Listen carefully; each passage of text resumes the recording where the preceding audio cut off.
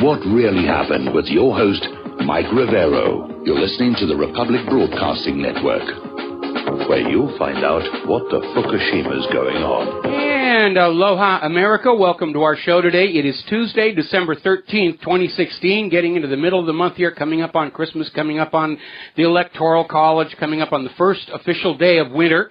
And we've got a lot of stuff to talk about today. The phone lines are open, 800-313-9443. Mike is sitting in our control room, twiddling the dials, keeping us out of trouble, ready to answer the phone when you call on in.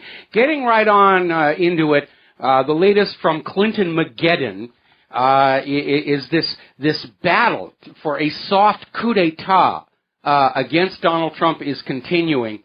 And a lot of people are starting to really put it in the context of Donald Trump against the CIA and Donald Trump against the establishment. Article over at Veterans News Now, Trump's showdown with the CIA, and this bogus story about Russian hacking, which, as it turns out, is entirely circumstantial and based on a single anonymous source. Now, not that I'm a big fan of the CIA, but there's something you all need to keep in mind. Over the last 3 decades, the Clintons have acquired incriminating information on anybody in positions of power. And because of that Operation Screwworm out of Arkansas to Nicaragua in the mid-1980s, Hillary Clinton is in a position to blow the whistle on the fact that the Central Intelligence Agency has been a major importer of illegal drugs into this country, into the streets of America, into the hands of our children. So it isn't that the CIA is supporting Hillary Clinton. I think they would rather that she just faded off into the sunset and offended no more. But Hillary has the CIA by the short and curlies over that cocaine smuggling that was going on to fund the gun running into Nicaragua back in the 1980s that eventually blew up and became the Iran-Contra scandal. And Congress was forced to have hearings, but they only did a limited hangout. They acknowledged the gun running, and they tried to sort of tangle up Iran with all of this in the hostage situation. But the one part of the story that was kept under wraps, the part of the story the government never admitted to, was that all of that was being funded by cocaine money, because that smuggling operation into Nicaragua was illegal, was a violation of the Bolin Amendment and the Logan Act. And so Congress was not approached for any funding and wouldn't have authorized the funding anyway. So the CIA just got involved in the drug trade. Nothing new there. They were doing it with heroin back during Vietnam. And Hillary Clinton can blow the whistle on all of that. And that's why the CIA is working so hard to try and overturn the Trump election. It's not that they like her. Quite the contrary. But Hillary Clinton has got much of official established Washington by the tender places. And I will make a prediction here. On the day when it finally sinks into Hillary Clinton's little brain that she's not going to get that White House, she's going to start wrecking careers. We may see some of the top politicians and officials of this country literally skedaddle to places without extradition. That's how bad it's really going to be. Now, before we get into it a little more, I want to wander off on a little side issue. As you know, over the past couple of weeks, I've been talking about Lee Remini's program on Scientology, what happens after you try and leave the church. I had mentioned this other HBO documentary, Going Clear, about the Scientologists, and I guess somebody thought it would be funny to put my name on the mailing list for the Church of Scientology, so I'm starting to get junk mail from the Church of Scientology of Los Angeles, and get this, it's the Spanish language version, a language I neither read nor write and can barely speak.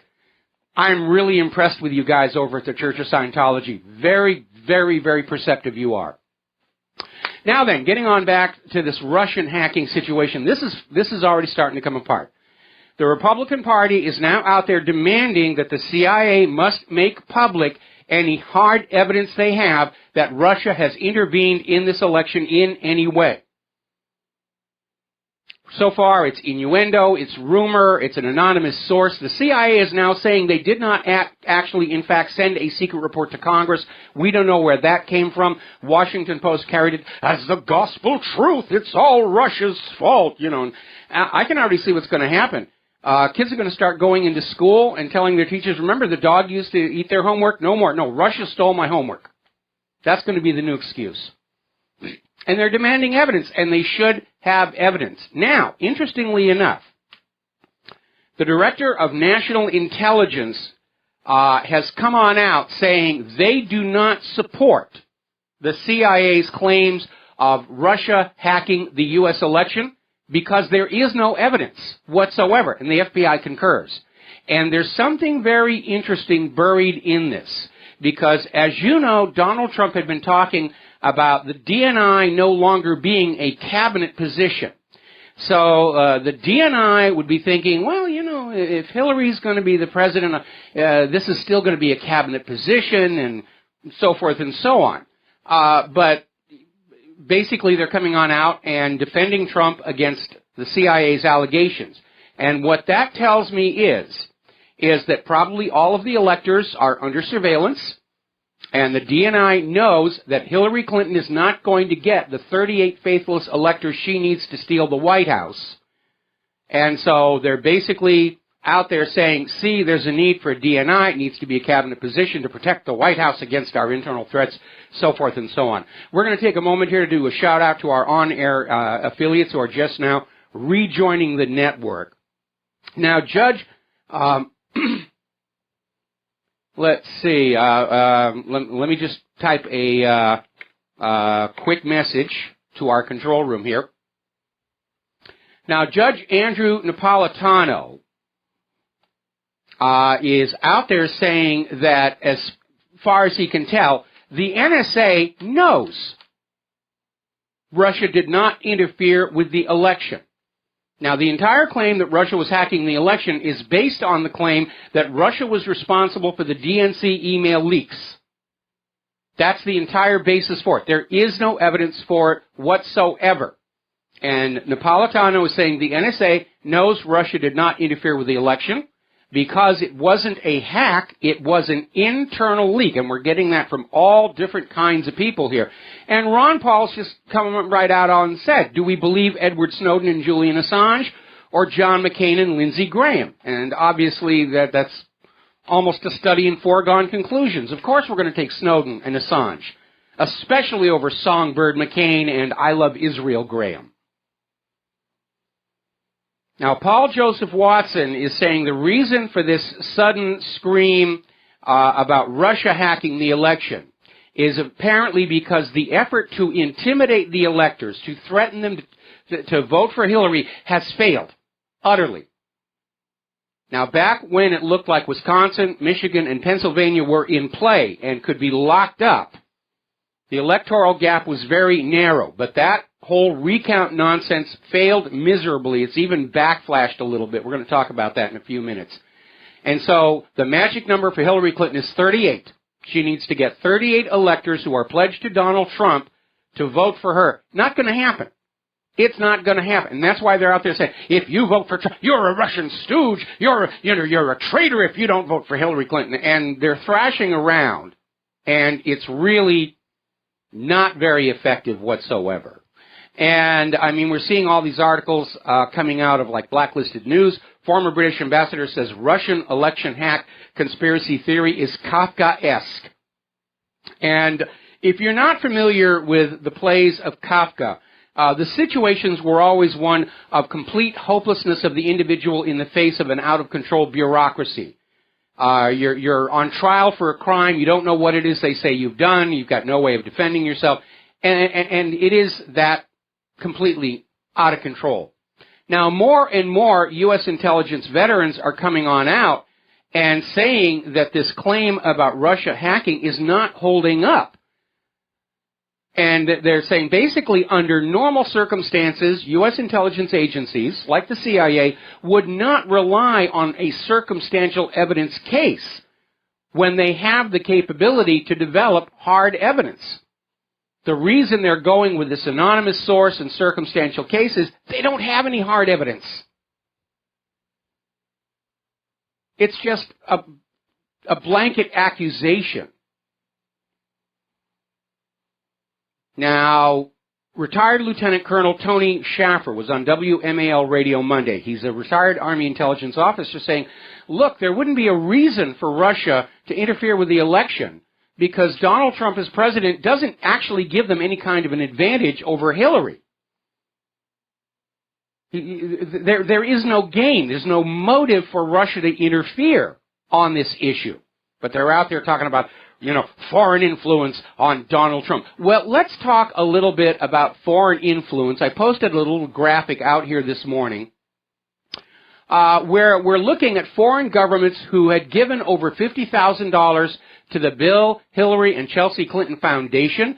The government of Norway, the Kingdom of Saudi Arabia, the Commonwealth of Australia, the government of the Netherlands, Ireland, Kuwait, the Norwegian Agency for Developing Cooperation, Qatar, the government of Brunei, the Sultanate of Oman, Great Britain, United Arab Emirates, Taiwan Economic Cultural Office, Algeria, Canada, Germany.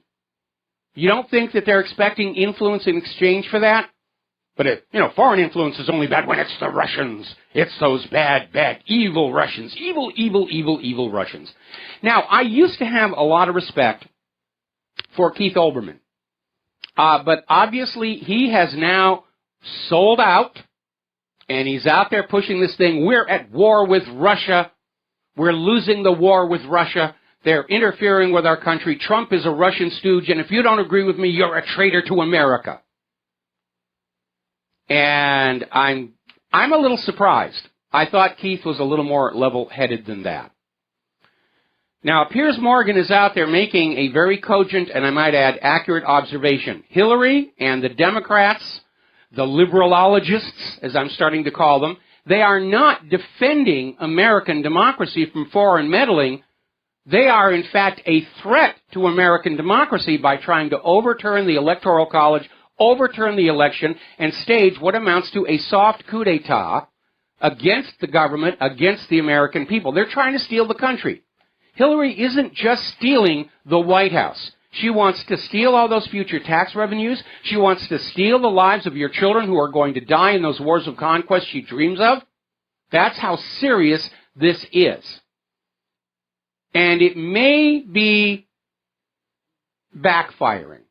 We're starting to see articles like this one from Global Research about how the Democrats are destroying themselves with this Russia hacking hysteria. They're hoisting with their own petard. Because they're looking for somebody to blame. It's not our fault. We're the victims. We're the snowflakes. We're the buttercups. We never do anything wrong. We meant well. We're working for a better world, and everything we do is justified. And they're looking, Hillary lost because of Russia, and she lost because of the fake media. No, Hillary Clinton lost this election because she is a polarizing, untrustworthy warmonger with a 30-year record of crimes and corruptions. And she's managed to get away with it all, and that does not qualify you to be a president. Tommy Lahren is out there saying sooner or later the Democrats are going to run out of people, nations, elections, recounts, and social media platforms to blame for their loss, and they're going to have to deal with it. I imagine they'll run into their little safe space rooms and lock the door and play with their Play-Doh and cry and all the rest of it. Let's grab a quick phone call here. Pat in Fort Worth, aloha. Welcome to the show. What's on your mind? Hi, I have a lot of theories about things that people are talking about now. One thing you just talked about, the Contras and the drug running. Yes. Well, there's a book called 1982, Magog Hansel. Ever heard of it? No. Well, Israel discovered an enclave, a Russian enclave at Sidon, Lebanon, and they had built a huge underground city almost with their big, huge earth-moving, tunnel-digging. Okay, this sounds like it's a work of fiction. And, okay. Well, they did that. They did that semiconductor thing over here in Texas, too. Okay, well, all right. Well, they did. Hang on, Pat. Thank you very much. It's kind of going a little off topic and outside, so we're going to let you go here. What we know about Iran-Contra has been documented by the people who took part in it. And again, getting back to that issue of fake media, you need to remember that two very experienced Washington Post reporters, Sally Denton and Roger Morris, wrote an article about how the Reagan and Bush and Clinton White Houses were tangled up in this whole ongoing drug scandal in Arkansas. It was called The Crimes of Mena. We actually have a copy of it at my website. I'm going to repost it on this next commercial break here. And they had written this story based on documents recovered from assassinated drug pilot Barry Seal. And they took the story to their boss at the Washington Post.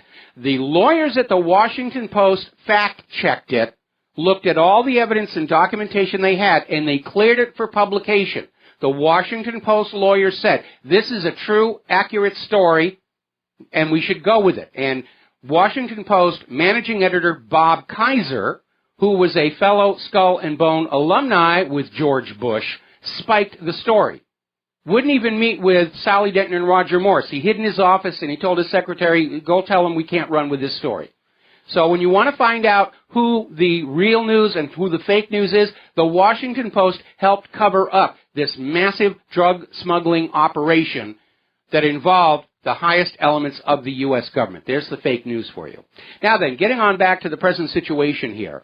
Out in Colorado, a federal judge has now blocked a motion by the Colorado electors to change the state rules so that they would not be forced to vote for Donald Trump. And the judge said, no, you're supposed to represent the people of this state. And if you're not going to do that, the honorable thing is to resign. So we're finding out now that this whole faithless elector situation is organized. And apparently there is this public relations firm, Megaphone Strategies, which is working with the White House and Hillary Clinton to work on behalf of these faithless electors to get them interviews on TV and radio and get on this stuff out there saying, oh, we've got a duty to the country to prevent Donald Trump from we have to get Hillary Clinton in there or she's going to send us all to jail with all the blackmail information she's got. So who are these faithless electors? What kind of people, except in office, pledging to represent the results of the election, pledging to represent the people of their state, and then they just change their mind? Well, let's take a look at one. Stephen Christopher Supran. This is that faithless elector down in Texas. He's got a lot of media coverage. He's all over. He wrote an op-ed in the New York Times about how he couldn't possibly vote for Donald Trump. And they would say, see, this is a man of honor and principle. And it turns out he's anything but. People have been digging into this guy. And according to this article that came out of GotNews.com, this Stephen Christopher Supran was a member of the cheating website Ashley Madison before they realized it was all a hoax. Apparently is in bankruptcy, married with 3 young kids while he was doing the Ashley Madison, hideously in debt, and apparently has been linked to a payday loan scam site. So who appoints a scumbag like this to be a state elector is what I want to know. And mostly because somebody who's that deeply in debt and facing that kind of legal trouble is wide open for manipulation and blackmail from outside.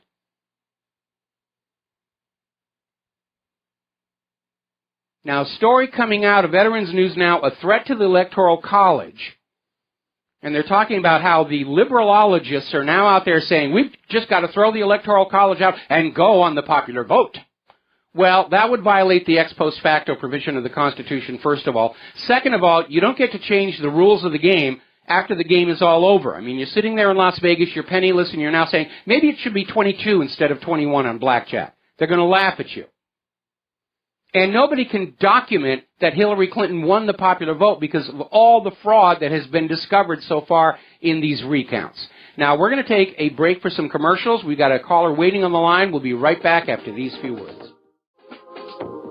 And aloha, America. Welcome back to the show here. We're going to go to the phones. Bob in Las Vegas, aloha. Welcome to the show. What's on your mind? Hi, Mike. I actually tried that at one of the casinos at the blackjack table, the 22 argument, but they didn't go for it, though. Yeah, I didn't think they would. Mike, first, you notice with these Republicans, like, obviously Hillary supporters are all fanatics. This would never happen to an electoral college voter on the Democratic side. This only happens to the Republicans. They're the ones who never do a thorough enough job of vetting their people. It never happens to the Democrats. Well, I'm not sure. I'd have to go back and look at the history of the Electoral College. I mean, there have been faithless electors before, usually protest votes. None of them have ever succeeded in reversing the will of the people. But again, trying to get 38 electors to jump ship on Trump, that is really a long shot. And even if it were to happen, nobody would think the Electoral College acted in good faith, and that would give Congress the legal right to overrule them.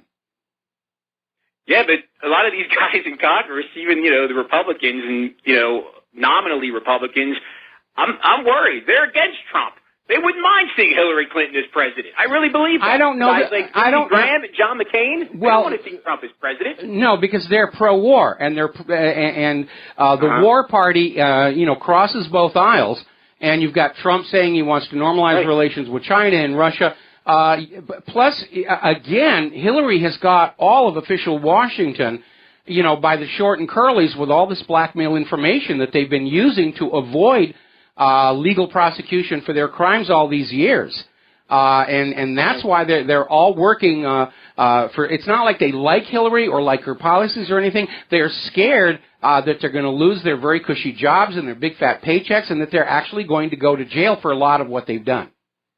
Yeah, Mike, two things. One thing, first, like I said, I support I think your idea of reforming the electoral system is great, but you never seem to mention, or at least I haven't heard you mention, campaign finance reform, because unless you reform that, then you're still going to have these big money interests in control, ultimate control of the system. So, I mean, yes, we need to reform the electoral system, but we also have to get this big money out of the system. I absolutely agree. It's so corrupting. I absolutely agree. I mean, the original way this country was set up, there were strict limits on political donations from anybody, so that a candidate's campaign war chest was a true reflection of their popular support.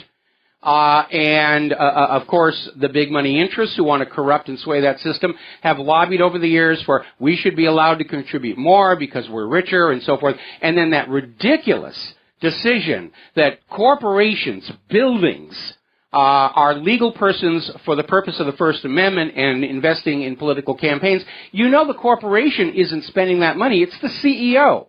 And it's a way for CEOs to have a greater influence on the political system than ordinary citizens, and that is not what America is supposed to be. And you're absolutely right.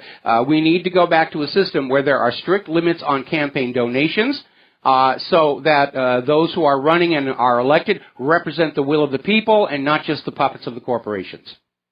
And then, Mike, also you said, back in your day, your generation, you were propagandized and regarding communism. They were scaring the kids about communism and the Russians, and you said that's not going on.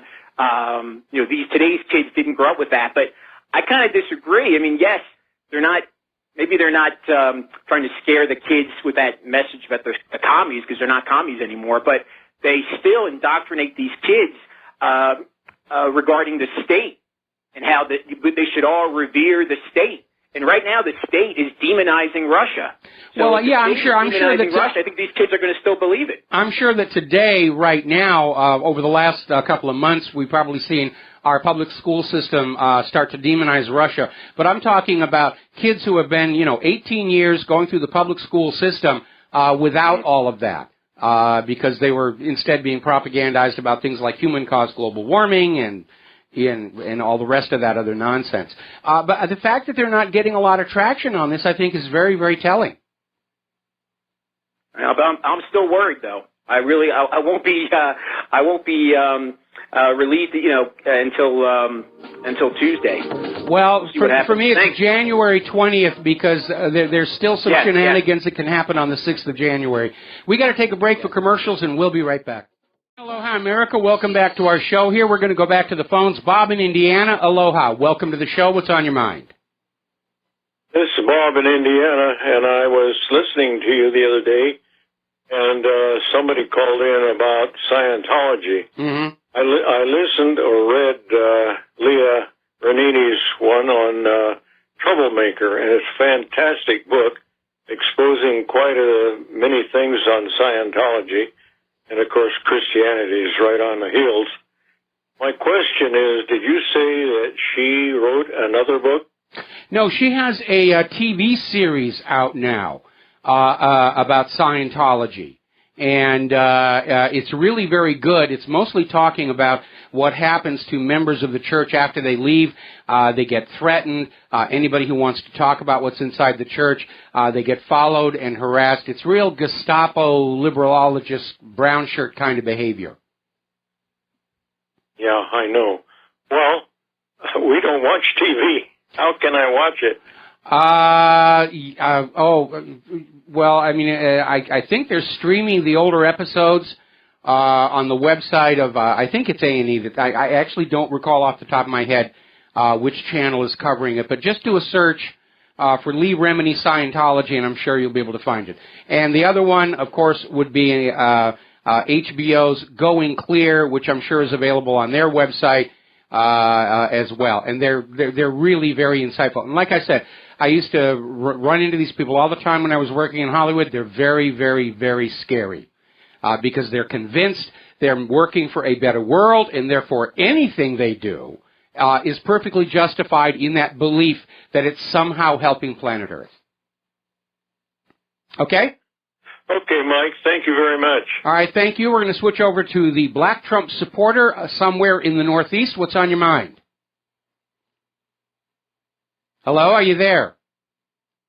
Yes, I'm here, Michael. Okay. Mike, I just wanted to tell, I was just calling to tell you, okay, with thank God the judge blocked it in Pennsylvania.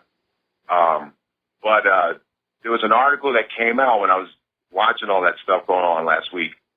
3 days ago, it said that there was no chance. The electors in Pennsylvania were showing no signs of flipping, voted for Hillary Clinton. Yes. So that kind of, put that's at least, and they're unbound too, so they could vote for him, and there's no penalty. And then an article was saying how the state police had reached out to them and offered their support for them, and if they needed anything, they were right there watching. So. Well, it's not just the local police. I mean, Oath Keepers are out there. And what's really kind of amazing, the Department of Justice is refusing to investigate these death threats against the electors. And they won't even say what the basis of that decision is. They're simply saying no comment. We're not investigating the death threats against the electors, and we're not going to tell you why. That's crazy. Okay, well, thank you very much, and we're going to switch over to James in Tokyo. Aloha, James. Welcome to the show. What's on your mind?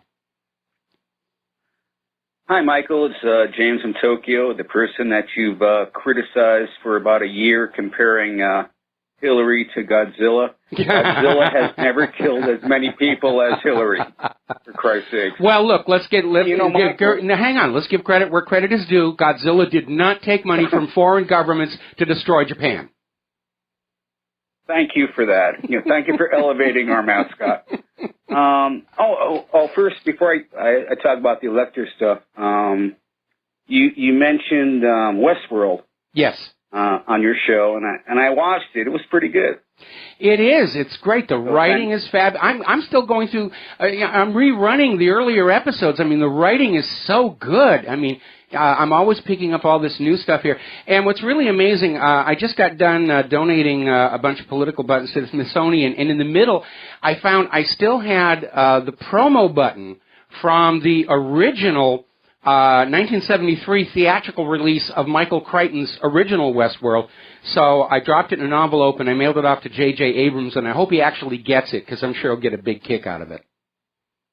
You know what I hate when you say? I hate when you say on your show, shows like this always make me glad that I'm paying for cable. And I don't think you should pay for cable because I use Kodi, and a friend of yours, Rai Dawson, also in Japan, he uses Kodi, and he can watch every show and movie for free, and it's legal. Well, hang on here a little bit, okay? If if the production company can't make money producing the show, there won't be a show to watch.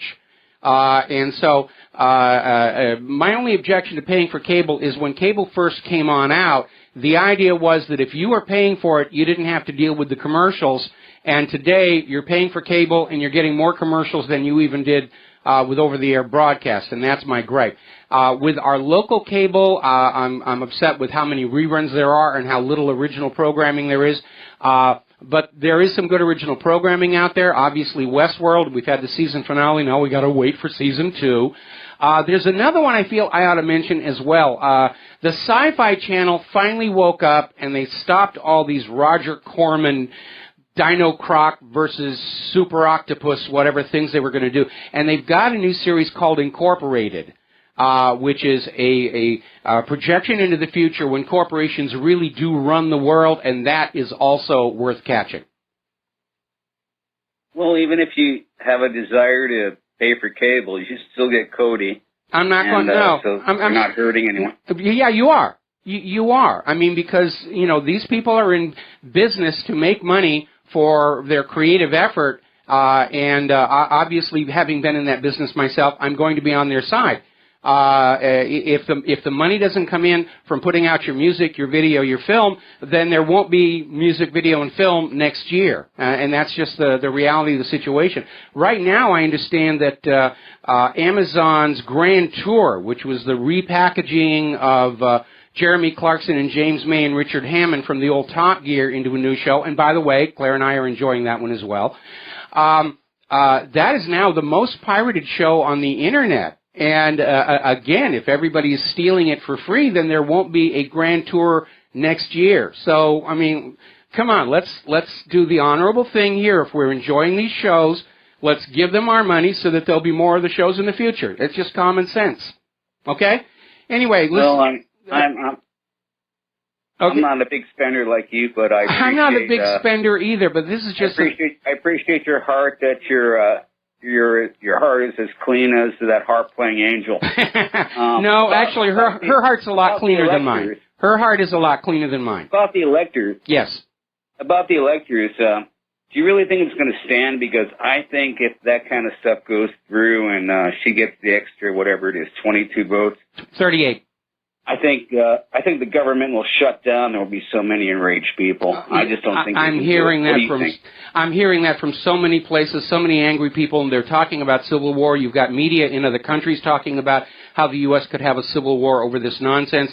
And even if it quiets down and goes away, and Donald Trump is the president, what Hillary and the liberalologists have done to America's public image abroad, we will be decades recovering from that damage to our image. We're not seen as a great nation anymore. We're not seen as a moral leader anymore. We're basically seen as just another tin pot dictatorship, although in Hillary's case it's a gold pot.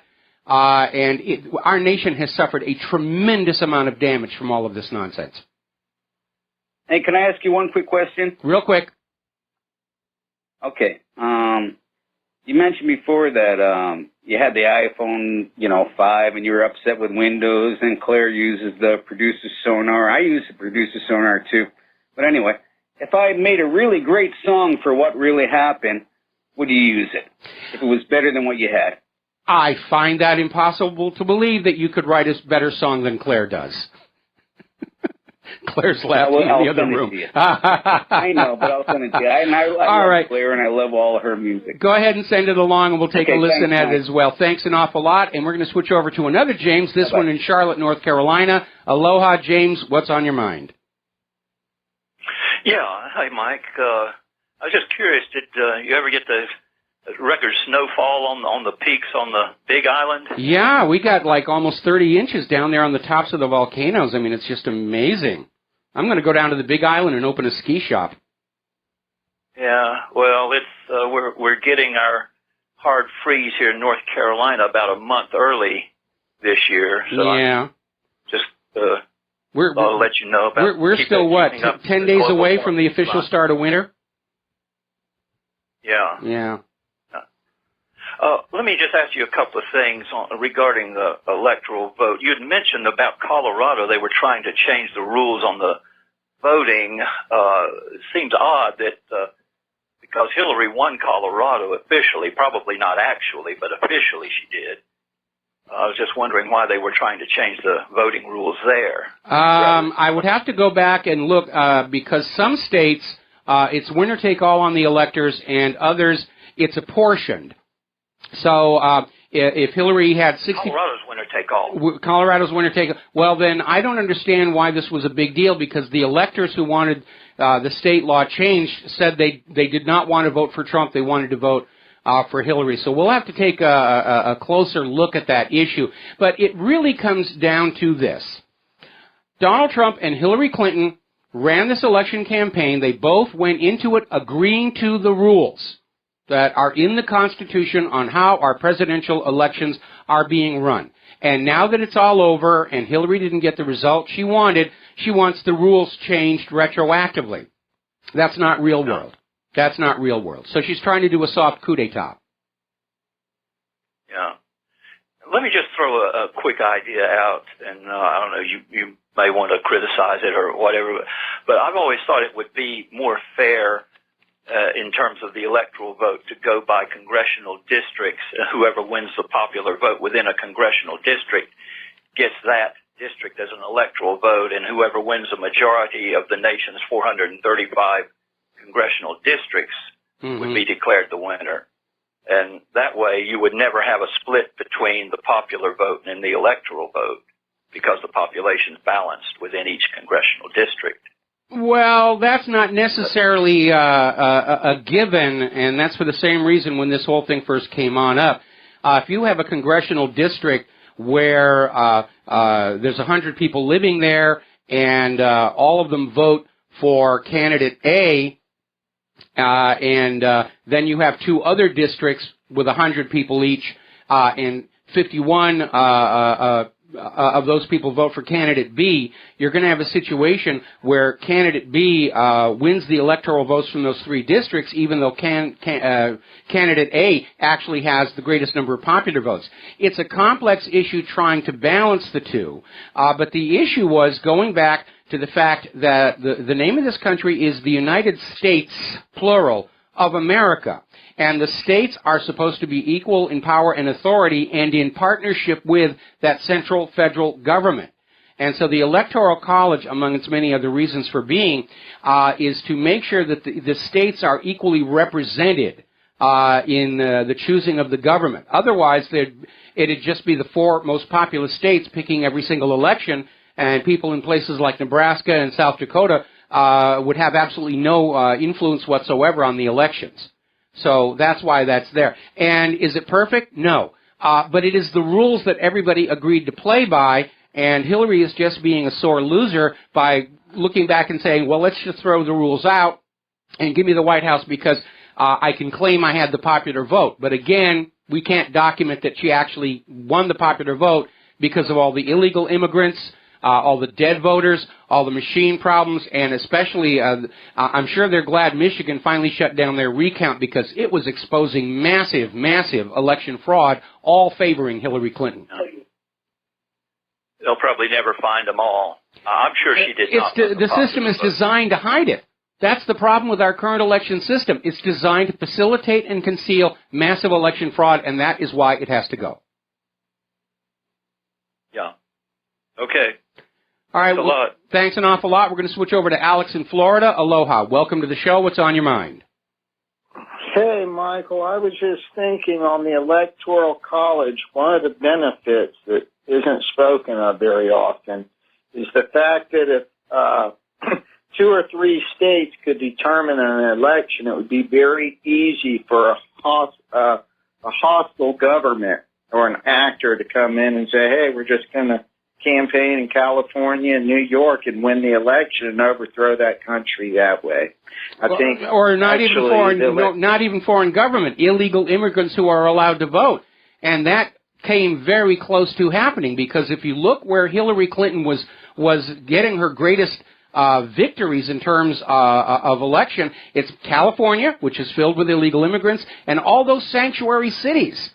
I mean, Hillary votes spiked in all those sanctuary cities, and those cities are filled with people who aren't supposed to be able to vote. That's right. So we do need a paper trail from every precinct in the United States, a better method of being able to actually tally the votes for their authenticity. But the Electoral College is a pretty good system, believe it or not. I mean, it prevents, like I said, the hostile actors from coming in and saying, hey, we're going to overthrow. Yeah, it was a last ditch. It was a safety mechanism. It's trying to balance the popular vote with the interests of the states, and also as a last ditch mechanism, so that a populist demagogue who really would be a bad president is blocked from the White House. And again, there's another fail-safe mechanism behind that, where if Congress determines the Electoral College has not acted in good faith, they can overturn that.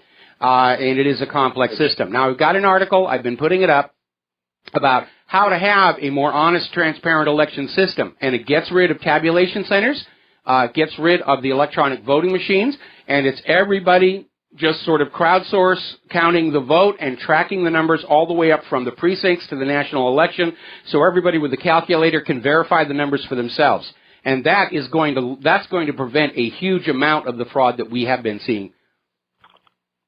That's right. And I think that we do need Obama to show us every bit of evidence that he has saying that Russia hacked our election, because I think that's a crime that our president would come out and say that. That type of a false flag. That needs to be punished. That we need to prove that that's a false flag, and I think that we can. Actually, the burden of proof is on Obama. After, if you like your doctor, you can keep your doctor. The assumption is everything Obama says is a lie. The burden of proof is on him. We got to let you go, and thanks an awful lot. We got to take a break for commercials, and we'll be back with a couple more phone calls. And aloha, America. Welcome back to the show here. We're going to go back to the phones. John in Barbados, aloha. Welcome to the show. What's on your mind? Aloha, Michael. Concerning the last caller's comments, all this nonsense about the Russian hacking or what have you, doesn't matter whether it was hacked or it was leaked. Who gives a damn? I mean, if you look at the information, surely the American people are entitled to know the crimes, the fraud, the lies and corruption of Hillary Clinton and her DNC. Well, it's kind of funny. Back during the summer, Huffington Post was saying exactly the same thing. It doesn't matter where the information came from. You need to be looking at it. Of course, today, Huffington Post has gone the other way, saying, pay no attention to what's actually in there. It's that Russia's attacking us, and Obama's saying exactly the same thing. The last thing they want is for the American people to actually be reading the Podesta emails and the DNC leaks and see just how fraudulent this whole election has been. This isn't just about Hillary Clinton trying to cheat Donald Trump. Hillary Clinton and the entire Democratic Party establishment cheated Bernie Sanders. And, when I was a kid, we were always told cheaters never prosper, or they shouldn't prosper. And we know sometimes they get away with it, but if we know they're cheating, we have a moral obligation to stand up and do everything we can to say those who cheat the system should go down in absolute ruin. Well, I mean, even if Russia did hack the system, they're as clever as the NSA and others. They're as smart. They would hide it. They wouldn't leave a trace. They would find it. Napolitano was saying exactly that same thing. If it had really been Russia, there wouldn't have been a trace. And by the way, something to remember, when the DNC emails first surfaced, the DNC said there was no evidence of hacking on their systems whatsoever. And we've got all these other people who've come on out and said this was an internal leak. Assange has said it was an internal leak. Craig Murray is saying it's an internal leak. Some people seem to think it was probably Seth Rich, who was murdered in Washington, D.C. He was a DNC insider. The police are saying it was just a robbery, but he still had his wallet, his watch, and his cell phone. Kind of a dumb robber to kill somebody and leave all the goodies behind, don't you think? Well, I think there was probably a Bernie Sanders supporter in the NSA. They leaked all the stuff out to WikiLeaks, who then published it. So I'm rather thinking it was a frustrated Bernie Sanders supporter who actually leak the information. It wasn't hacked at all. Well, that it was a leak is pretty much obvious at this point. I don't think it was a Bernie Sanders supporter because Bernie Sanders people didn't have access to those internal DNC Hillary emails. You have to look at who actually had the access to the material that was leaked out. Sanders supporters wouldn't have had that. Seth Rich did. Yes, but what I mean is an NSA employee who was a Bernie Sanders supporter. He had access. They supposedly have access to everybody's emails and servers. Well, again, it doesn't necessarily mean it's a Bernie Sanders supporter. It may be somebody in the NSA who understands that Hillary's path toward the White House could trigger a civil war, and nobody wants that to happen. We got to take a break for station identification. Thank you for the phone call. We'll be right back. Aloha, America. Welcome back to our show, hour number 2. The phone lines are open, 800-313-9443. And before I take some more phone calls, I want to make a point here for everybody to consider, okay? If, in fact, Russia somehow hacked the U.S. election, doesn't it prove that Bev Harris was right and these electronic voting machines have to go? If, in fact, Russia hacked the U.S. election, doesn't it prove the entire NSA has been a terrible waste of money and incapable of protecting our IT infrastructure? You can't have it both ways. You can't have the NSA with the authority to spy on all of us in defiance of the Fourth Amendment, saying that they have to do it to protect our security, and then turn around and say, whoops, well, Russia hacked our elections. This is what I mean about the propaganda biting itself on the rear end. And this is what happens when your propaganda is being designed by advertising agencies and public relations firms who institutionally are thinking in time spans of 30 or 60 seconds or maybe a sales campaign for a few weeks, and then the slate is erased and they just start off on a whole new idea.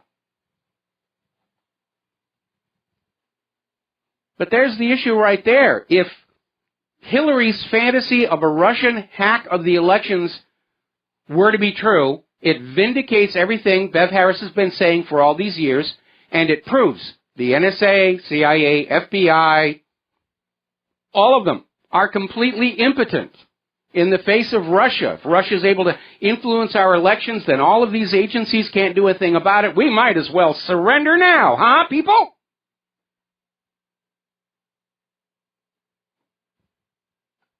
Now, one more thing before we get back to the phone calls. I'd like to remind everybody of Title 18, U.S. Code Section 871. Threats against the President and successors to the presidency are a crime punishable by 5 years in prison.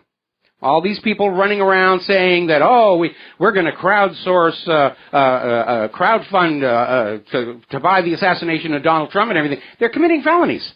They should be in jail. All of these Hillary rioters who are out there screaming Trump needs to be killed, they all ought to be in jail. And there are so many of them, that might actually justify those FEMA concentration camps. But we have a Department of Justice that is turning a blind eye to all of this, just like they're turning a blind eye to the death threats against the electors. They will not investigate the death threats against the electors. They won't even explain the rationale behind that decision. It's just no comment, no comment. It's none of your business. Just go back to your pens, slaves. We know what's best for you. Boy, talk about the big lie. That's the biggest one right there. Let's go back to the phones here. Bruce in Texas. Aloha. Welcome to the show. What's on your mind? Yes, Michael. How's my sound quality? Is it okay? It's kind of warbly, but let's. If you talk slow, I think we'll hear you. Yeah, I bought one of those neat electronic devices that you don't get what you pay for. You know it. Yeah, I've been there, done that. Okay. Hey, just a couple of points of area. I think this whole Russia hacking issue begins and ends with Syria. Russia's in the way of Israel and the United States breaking up Syria, and if Trump gets in, that's pretty much an impossible situation.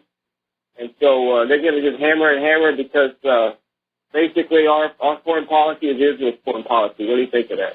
Well, first of all, the animosity against Russia did not begin with Syria. The animosity against Russia began on the day Putin took direct government control of their central bank in order to run Russia's public currency as a public utility. And that was the day Russia went from trusted friend and partner to the top of the U.S. government's special high-interest targets list. Now, with regard to Syria, Russia is in Syria at the express invitation of the Syrian government to deal with the terrorist threat. And they have every right to be there. When Trump takes the White House, what's going to happen in Syria is Trump's going to pull the plug. He's going to say, this is it. We don't have any business being in there, and that's going to be the end of this program to conquer all the resource-rich areas of the world and shackle them to the U.S. dollar. The sad reality we're all going to have to live with right now is we're heading into an economic disaster. They're going to blame Donald Trump for it, just like they blamed Herbert Hoover for the Depression of the 1930s. But the root causes of this economic... They're already looking at increased interest rates. They've already announced that. Yeah, I know that... Okay, hang on. If I may. Okay. The root causes of the coming economic crash stretch back 30 years with the abandonment or the de-emphasis of U.S. manufacturing, compounded by this disastrous experiment with GMOs to the point where nobody wants to buy our agricultural exports. This built-in self-destruct device called private central banking that by design creates more debt than money with which to pay the debt until the debt overwhelms the system and brings it down, which is what's happening in Europe right now. It's going to happen here. I'd love to be able to sit here and tell you that Donald Trump winning the White House is going to save us from an economic disaster. No, it isn't. Trump winning the White House means we may deal with that economic disaster in a somewhat more even-handed manner, as opposed to Hillary's continuance of the status quo, which is anytime a bank gets in trouble, we loot the American people and give their money to the banks to tick them on just a little bit longer here. We're going to take a second to do a shout-out to our on-air affiliates who are just now rejoining our network. Is there anything else you wanted to share with us, Bruce? Yeah, we talked last, I brought up the Boys and Company C at the old Vietnam movie. Did you ever get a chance to see it? No, I didn't. You have no idea how busy I am between the website and the radio show. I'm also Claire's roadie, and this is Christmas time, so it's the busy season, and her choir is singing all over the city and the rest of it. So I'm a little bit swamped right now, but it is on my list of things to do once life calms down after January 20th, okay? Okay. Arlie Emery, you know him from Full Metal Jacket? Yes. The drill instructor? He comes out in that movie. Actually, he plays a very different drill instructor. I think it'll be pretty interesting to watch. Anyway, thank you, Michael. You're welcome there. Yeah, he had a really good career based on that character. I mean, that was really kind of good. All right, we're going to take one more phone call, then we're going to close the lines for a while. Deanna in Colorado, aloha, welcome to the show. What's on your mind? Hey, Mike, love your show. So I am just calling in about the Electoral College. Mm-hmm. Obviously, I am extremely ashamed of my state turning blue. If you do look at the map about how that happened, it's definitely, the big cities, Denver, Colorado, Boulder, mm-hmm. Fort Collins, I think, that, put the state in the blue. But anyways, the way that I understand this convoluted electoral college nonsense that's going on in this state, from an interview that I saw of one of them, because it's really ridiculous because, we're supposed to be a state for Hillary. The electors are okay voting for a Republican. They're happy to switch their votes to Republican as long as they can vote for a Republican other than Donald Trump. So they think that they're going to go into the Electoral College and get a bunch of electors to switch their vote miraculously to somebody that's, not even running for president in the main election. And well, actually, no, it's not voting for Hillary. It doesn't work that way. It would have to be one of the top three finishers in the election that the Electoral College votes for. Now, I was looking at the situation in Colorado over the last break here. Colorado has 9 electors. It did go for Hillary. It may have been stolen in Colorado. Because they're finding this massive election fraud up in Michigan. I don't think Michigan was the only state out of 50 where this kind of stuff was going on. But I think the reason they went into Colorado, even though it was already for Hillary, is they were looking for a state where they could get a legal precedent of overturning the state law requiring electors to vote with the state results. And that if they could get that in an easy state like Colorado, then Hillary's lawyers could go to all these other states and say, well, Colorado just ruled that these laws really shouldn't be binding, and try and get those laws overturned. So it's a good thing the federal judge blocked it, because that's cutting off that. I think that was the strategy behind that move in Colorado, to establish a single legal precedent that could be taken to other states, to Trump states, and get their electors unbound. Yeah, that might be the case. But when you listen to the electoral person trying to explain why she's willing to switch her vote, it is utter nonsense. And of course, I have a brain, so I did not vote for Hillary Clinton. And I literally am sitting here going, no, but my electorals, like, I want my electorals to vote for Hillary because that's the law, and that's what they're supposed to do. So it's pretty nonsensical. It is nonsensical, but the only thing that does make sense is they were trying to get a legal precedent in the courts to unbind the electors. Earlier in the year, Hillary and the DNC lawyers were all across the country overturning voter ID laws because they needed those illegal immigrant voters. And I think this stunt in Colorado was more of the same, trying to get just one state to say, all right, we understand this law requiring the electors to vote with the popular vote is invalid. Then they could go to the other states and say, we have a legal precedent from Colorado, unbind the electors. And if you're going to have unbound electors, why have a popular vote at all? We'll just get electors like that guy from Texas who's married, 3 kids, signed up for Ashley Madison. He's bankrupt, hopelessly in debt, linked to a payday loan scam site. Yeah, perfect representative of the people to pick the next president of the United States of America. All right. All right, Mike. All right, thanks an awful lot. We're going to let you go. We're going to close the phone lines for a little bit because I'm way, way behind on the talking points. Now, I've often commented that there are parallels between what is going on today in this war between the real news, fake news, and what happened back when Gutenberg rediscovered movable type printing. Books became affordable to the middle class, literacy exploded, and the power structure of the day was threatened, as our current power structure is. They went into a panic, and they tried to find some way to stop the march of progress. And those institutions and entities that were able to evolve and adapt to the new environment of a better educated, better informed population survived. And those entities that couldn't evolve went extinct. And we're starting to see the same thing here because some of the corporate media is now starting to show signs of evolution and moving forward and saying, this is the new reality and we've got to start dealing with it right now. Forbes has an article out there saying that the real fake news is that corporate media. And they're talking about this seismic event that this election was, that just sent these shockwaves through a political and media establishment that was still living with the delusion that they were totally in control of the minds of America, that we were all under their brain control and so forth.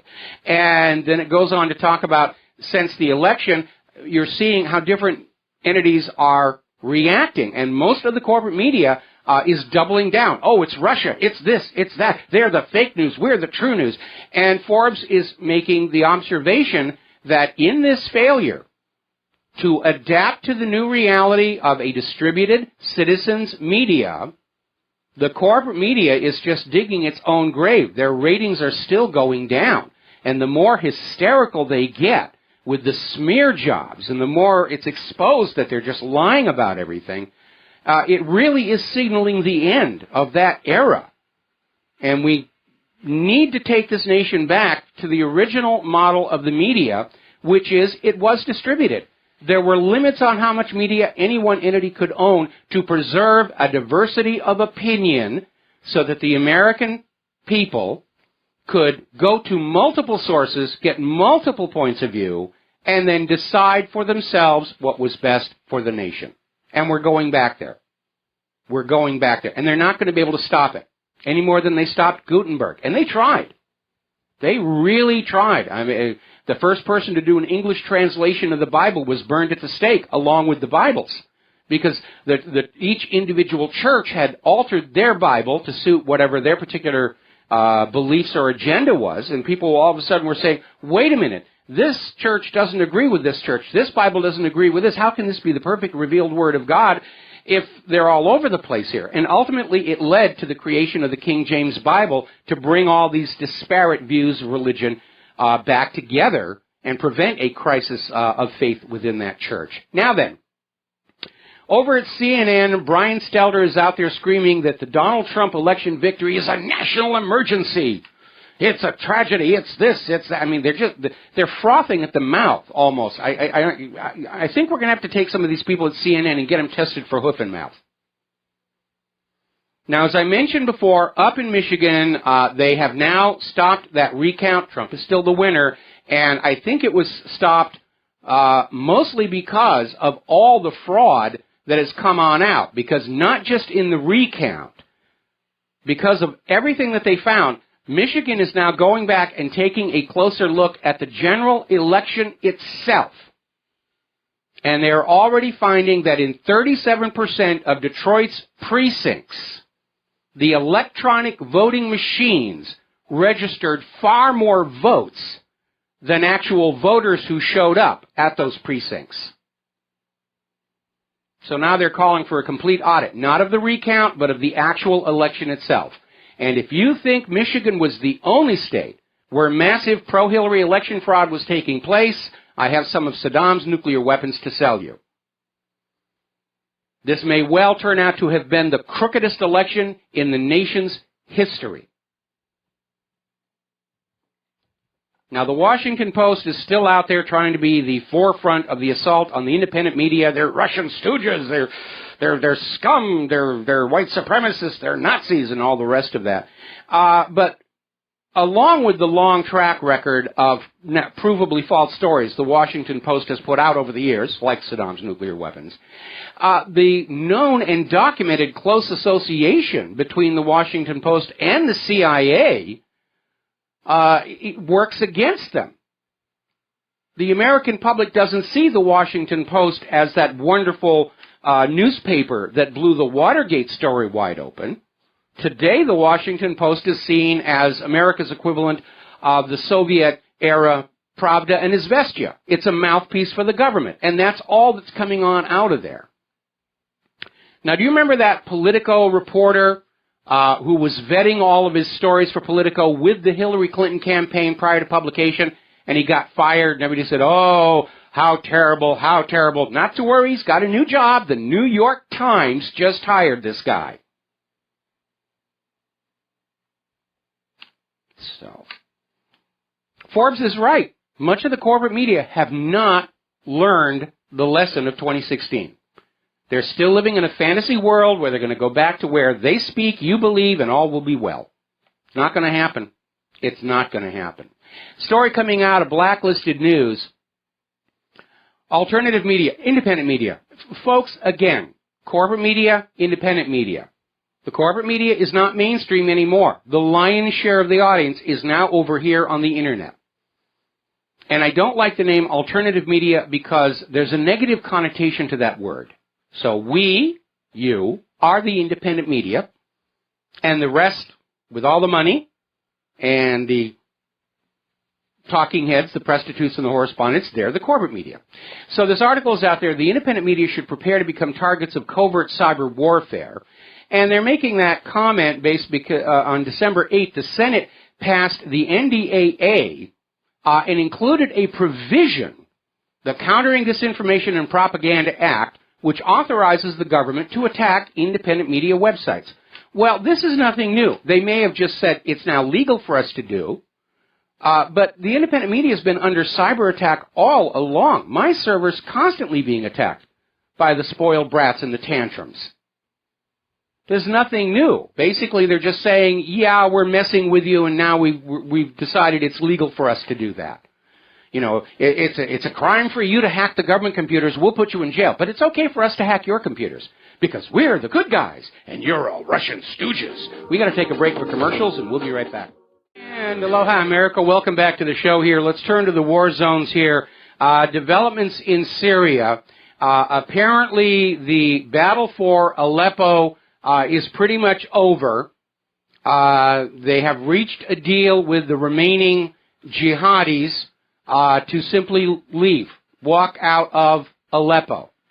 Now, it's kind of interesting to see in the Western media, such as the Washington Post, about how the city is on the verge of collapse. It actually should be the city is on the verge of liberation, because what's happening is the city of Aleppo, Syria, is now back under the control of the government of Syria. But for the Washington Post, oh, the city is collapsing, it's lost to our terrorist proxies and so forth and so on. Now, unfortunately, the situation in Syria is still not quite over because ISIS has retaken the city of Palmyra.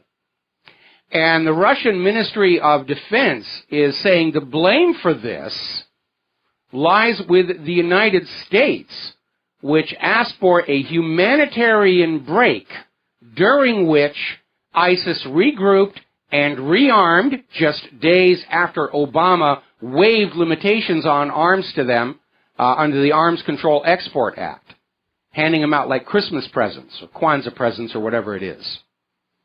And basically saying from now on, these U.S.-backed terrorist groups will not be allowed to regroup and rearm. Down in Israel, Palestinians in their prisons have filed more than 1,000 complaints of torture against their Israeli jailers since 2001. The government of Israel has simply dismissed every single one of them. Now, as you know, we're seeing this blame Russia, blame Russia, blame Russia. It's Cold War fever. I don't think it's getting a lot of traction. Where Hillary's out there saying, Russia stole the election from me. Russia made me murder Vincent Foster. Russia made me do cattle futures trades and all the rest of that. And Gorbachev is out there with a warning saying this could provoke a serious backlash as the Russia-bashing hysteria grows. And it's not conducive to world peace. The Russian people are getting very, very angry at being scapegoated for every failure anywhere in the world. It's not just the United States. Other countries are now blaming Russia. Up in Germany, they're blaming Russia for Merkel's immigration problems, saying Putin is ordering the Muslim refugees to commit acts of violence because he's against Angela Merkel. I mean, it's just ridiculous. Now, yesterday, Donald Trump made a comment about the F-35. And it's a piece of junk. It's a hideously expensive piece of junk. And as a result, Lockheed Martin's stock lost $3 billion. And everybody's out there saying, how can you do that? How can you cut into our profits? Well, it's not Donald Trump's fault, is it? It's Lockheed Martin for putting together a very expensive piece of junk that won't do what it's supposed to do. The F-35 looks cool, but that's about it. The original carrier version couldn't land on a carrier. They had to redesign the tailhook. Can't fly in the fog, can't fly in the rain, can't fly near lightning. The helmet fire control system, $400,000 for a single helmet for a single pilot, still doesn't work. The outside sensors that are supposed to let them see all around the aircraft still don't fuse the images. The networked radar system can't tell the difference between a single target and multiple targets when it presents to the pilots. It's slow, it's underpowered, it's way too heavy because of all the junk they've added to it. It was defeated by 1970s vintage fighters in a test dogfight. Now Congress wants it to do a dogfight against an A-10 attack aircraft, which isn't even an air superiority fighter. And that's the problem. It's not Trump, it's the military-industrial complex. Got to take a break for commercials. We'll be right back. And aloha, America. Welcome back to the show here. And before the break, we were talking about how Donald Trump's comment about possibly pulling the plug on the F-35 took $3 billion off of Lockheed Martin's stock. And they're out there screaming, how could you do this to us? And it isn't Donald Trump. It's because the military-industrial complex has gotten very rich, very happy, very complacent, producing junk for which they are paid vast sums of taxpayer money. It's not just the F-35, it's the F-22 asphyxiating its pilots, the Independence-class littoral combat ships, corrosion problems, Freedom-class littoral combat ships, drivetrains problem, the Zumwalt drivetrain problems, the Gerald R. Ford. They're saying that thing may never actually be useful in a real shooting war. And as if to punctuate this whole situation, apparently an Osprey has crashed 6 miles off the coast of Okinawa, and this is the second crash of a Marine aircraft in that same area in less than a week. Oh yeah, we're really ready to go to war against Russia and China, aren't we? All right, let's grab ourselves a quick phone call. Bill in Philadelphia, thank you for waiting. What's on your mind? Hi, Michael. Fast comment, two fast questions. The media is totally insane. I was watching CNN last night, and it just makes you want to throw up, the topics that they actually talk about. So yes, they are going to be going by, like they say, the dodo bird. Anyway, my question is, Donald's going to be changing the Obamacare Act. And they're talking about the single-payer system. I can't get my head wrapped around, is that a good thing? Is that a bad thing? What exactly is a single-payer system? Yeah, single-payer is a system that's been adopted in other countries like France, and it tends to work a lot better, mostly because single-payer system is being managed to provide health care as opposed to our current medical industrial complex, which is all about, sucking as much money out of the population by keeping them chronically ill as they can. If Obamacare is canceled by Donald Trump, it's going to translate into a major tax cut for the middle class because health insurance companies are going to have to go back to competing to sell those health insurance policies, and that means the better service, lower costs, and higher benefits. And that's always been the benefit of competition. But we have seen in this country a desire to get rid of any competition and establish monopolies, or at least to take all of the companies and get them to collude with each other to establish monopolistic control, all of which is illegal under like the Sherman Antitrust Act. And it is amazing how many of these programs that we've seen shoved at us over the last few years do violate U.S. law. But as long as the Department of Justice is out there saying, well, we're not going to investigate and we're not going to prosecute and we're not going to explain to you why we decided that, things are going to get completely out of control. So what single payer does is it allows a better system with lower overhead to focus on the actual system of taking care of people. And because single payer is out there covering the costs of medical treatment, they're going to be working to try and bring some of these costs for medical treatment down. Under the current system, and this is why medical care is so expensive in this country, one of the reasons.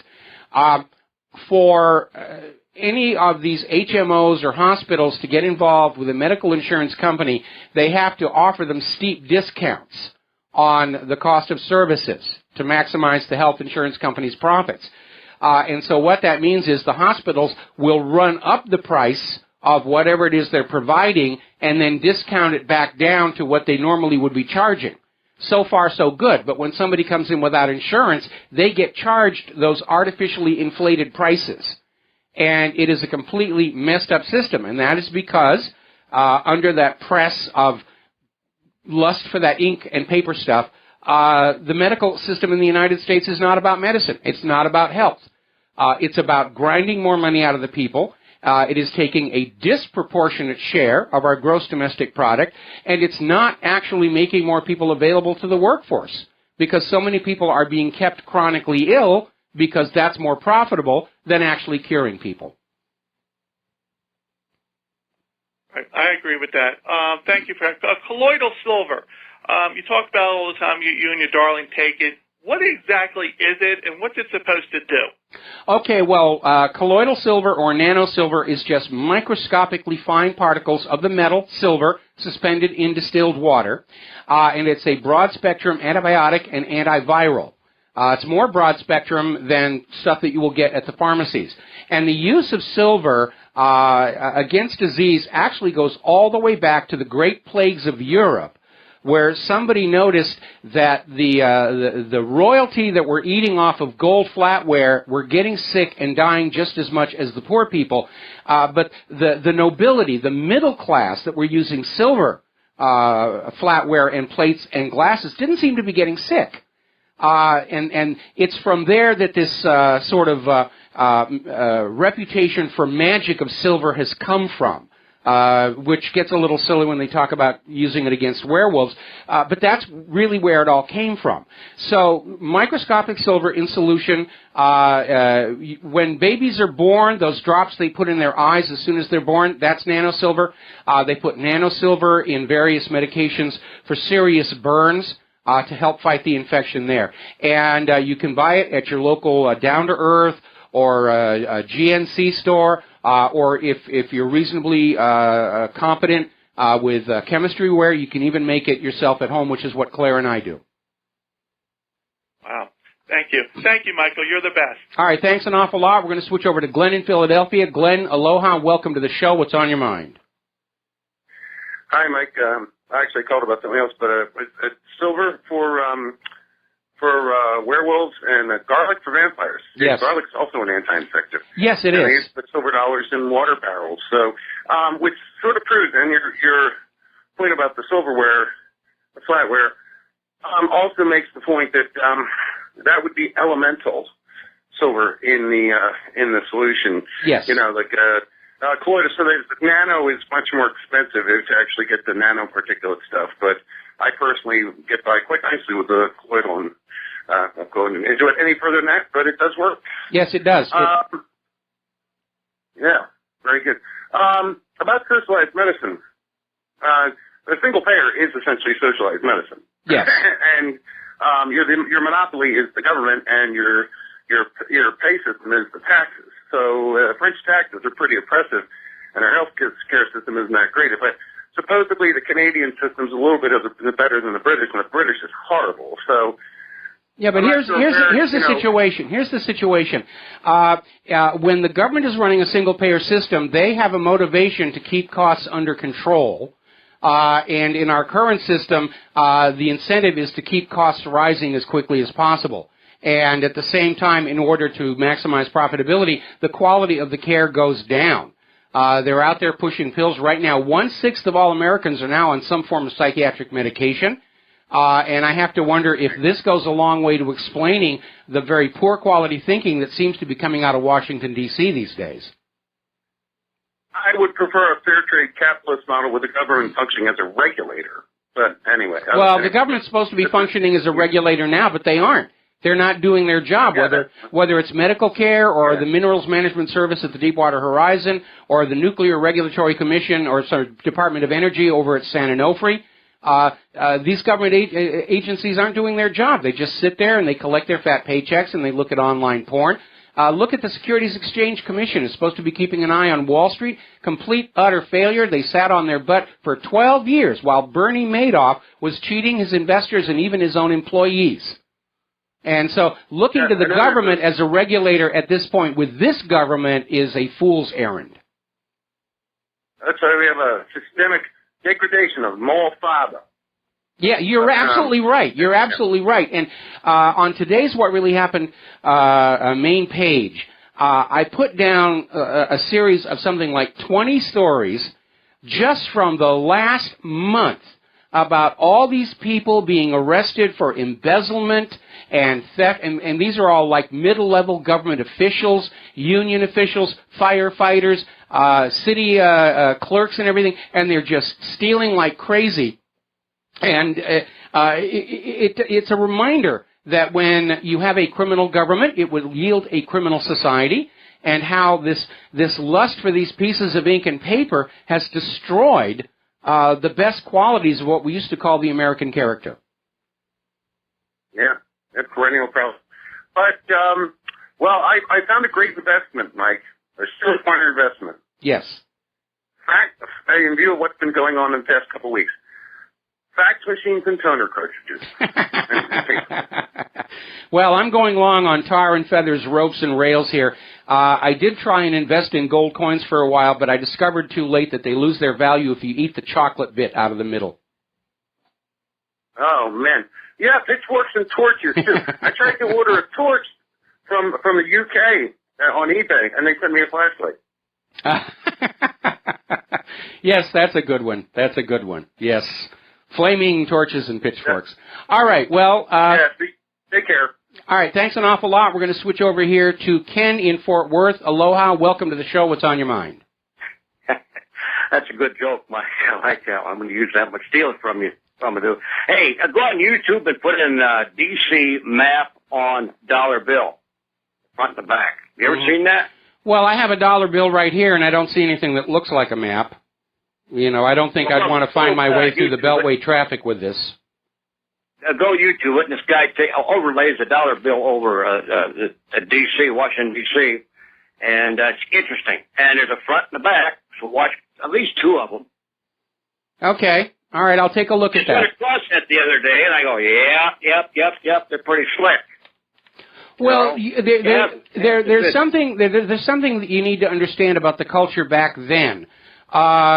If you go back and you look, and I hate to sound like Robert Langdon out of all those Da Vinci Code books and everything, but in an age where there wasn't a lot of literacy, symbols and iconography were much more important, and especially if you look at heraldry for nobility, all of those little designs on the shields and everything, they all had a specific meaning. It was, in many ways, its own language. And so our founding fathers, you need to remember, they were running a nation where literacy was a minority aspect. Most people in the young United States didn't read or write, and so there was a lot more emphasis on symbols, especially for those who were in these various organized groups like the Freemasons.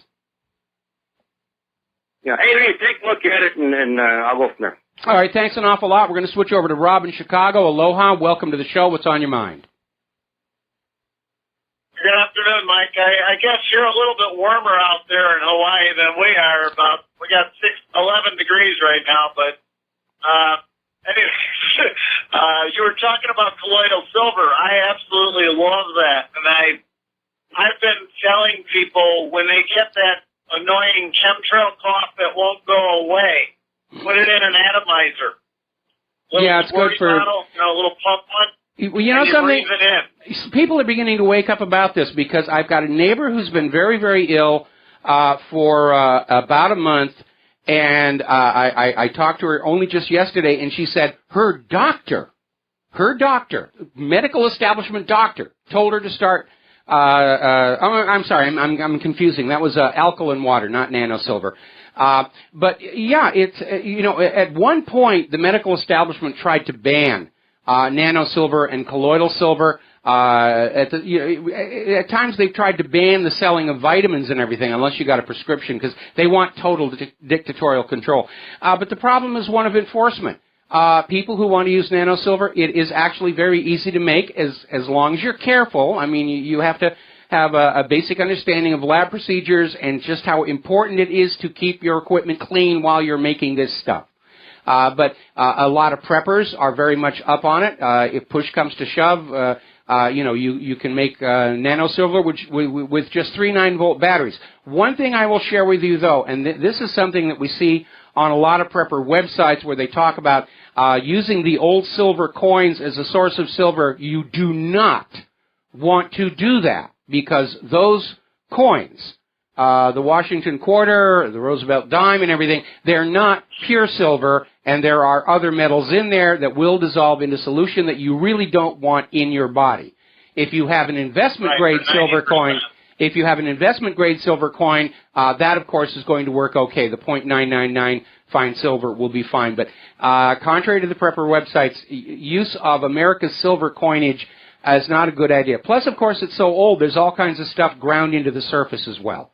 So you really need to be careful. Exactly. You are, after all, putting this on your body and drinking it and so forth and so on. So you have to treat it with respect. Right, especially if you take it internally. Yes. Externally, I know I was at a survival expo, and the nurse there, she was very knowledgeable, and she said, I'm not real up on, taking it internally, but I'll tell you what, every time my child comes to my house from my ex's house, sometimes she'll come and she'll be sick as a dog. Mm-hmm. And I started on a protocol of first she gets a full shot of colloidal silver, then she gets beet propolis. You can get that from the Now brand on Amazon. Yes. It's another one of the most, antibiotical type things if you've studied these. Mm-hmm. And then you just follow it up with everything from turmeric and all this other stuff. It's just my oldest daughter's graduating from nursing school tonight.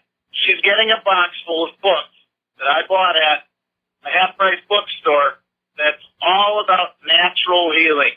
So it'll be interesting to hear what she thinks of it. Well, as we see our current establishment start to come apart, it's not just the established politics, it's not just the established media, it's the medical establishment, the science establishment, and all of their money-making scams and frauds like global warming are all coming apart. And people are going to have to learn how to be more self-reliant, how to do their own research, and make decisions for themselves instead of blindly trusting somebody in a white lab coat to tell you that you must buy this particular very expensive medication or bad things will happen to you. Anyway, listen, Kevin, I'm going to have to let you go here. We're going to come up here on a commercial break, and we'll be right back. And aloha, America. Welcome back to the show here. And we're going to go last phone call, then we're going to close the phone lines again. Kevin in Detroit, aloha. Welcome to the show. What's on your mind? Hey, Mike. How you doing? Doing fine. Talking about colloidal silver, I'm an asthmatic. And, as far as I remember, I've had asthma all my life. And I always use Primatene Mist to control it. And it controlled it very well. I had very few issues growing up with it. I played football. I played hockey, into almost every sport. And, always took care of myself. I always was a gym junkie. I would go, to the gym 4 days a week, kept myself in good shape. And when I hit my 40s, I could run as fast, and I rarely needed asthma medicine, period. Just normally if I got sick with the flu or something, I would use it. Well, anyway, I think it was 2011, they took Primatene Mist off the shelf. And, I'm a 40-year-old man who could run as far as I wanted and never get winded. I had a six-pack, it was unbelievable. Well, boom, 2011 hit. Sure enough, I get pneumonia. And, I hadn't been the same since. And all the doctors, all they want to do is give you albuterol. Yes. And that stuff is horrible, Mike. It's way weaker than Primatene Mist, and you actually get hooked to it. Yes. All of a sudden, I'm having a darn asthma attack every 4 to 6 hours. I have got to have my breathing treatment of albuterol. Mm-hmm. So, I'll be honest with you, it really got me down. I was on steroids for 2 years, which, steroids really works good for asthma, but it has so many downsides. You know, anybody that takes steroids voluntarily has got something wrong with it, because that is one wicked drug. that is nasty stuff. I remember all these stories about athletes who took steroids and they paid for it much later in life, it's dangerous stuff. Of course, anything you put into your body is going to have a side effect, and that's just. Okay. I finally told them, I'm like, hey, I'm done with steroids. Don't give me steroids anymore. And like my quality of life went so low from being this healthy, active person to being a guy basically fighting for every breath all the damn time. And it got really depressing. And then all of a sudden I start hearing all this stuff, and you were a part of it, and some of your commercials that I heard, the colloidal silver. Well, anyway, I end up running up to my local. Boy, I hate to do this. I hate to do this to you. I was kind of hoping you were going to get to the point, but we have to let you go and do a station break here. We're going to close the phone lines because I got a bunch more stories I need to get through. We'll be right back. Aloha, America. Welcome back to our show, hour number 3. We've got the phone lines are closed because I'm way behind on the talking points here, and I'm tired of talking about nano silver anyway. We're talking about the economy. Yesterday we mentioned how Italy's banks were being told by the European Central Bank there is no help available. Well, Greece is in serious trouble as well, has been for a while, and the IMF is now saying their current bailout plan is not credible. Apparently there isn't enough money left in the pockets of the people of Greece to make this work out for the money junkies, and so they're being cut loose. Now remember, part of the problem with Greece's economy is back when Papandreou was there and Greece was first joining the European Union. Papandreou, working with Goldman Sachs, used a bunch of currency swaps to conceal the true scale of Greece's debt to get into the EU. Then after they were in the EU and Papandreou stepped down, his successors came on in, looked at the bookkeeping and said, oh boy, we are in trouble, or whatever the equivalent in the Greek language would happen to be. So half that debt was arrived at by fraud. And according to people like Christine Lagarde over at the IMF, it doesn't matter. If the debt was created by fraud by your government, you still have to pay it. It's sacrosanct. And by the way, Lagarde is now on trial herself over in France for negligence from when she was holding a position over there as well. So Italy's banks are being left to twist slowly in the wind. Same thing in Greece. Over in Italy, Unicredit has just slashed 14,000 jobs, and they are out there literally begging investors for any kind of cash to keep things going a little bit longer. And anybody looking at this Ponzi scheme private central banking system has to understand we are at the point where no amount of money poured on in is going to save the system, let alone generate a profit. And they're looking at a massive collapse of Italy's banks that could be the last days of the Eurozone.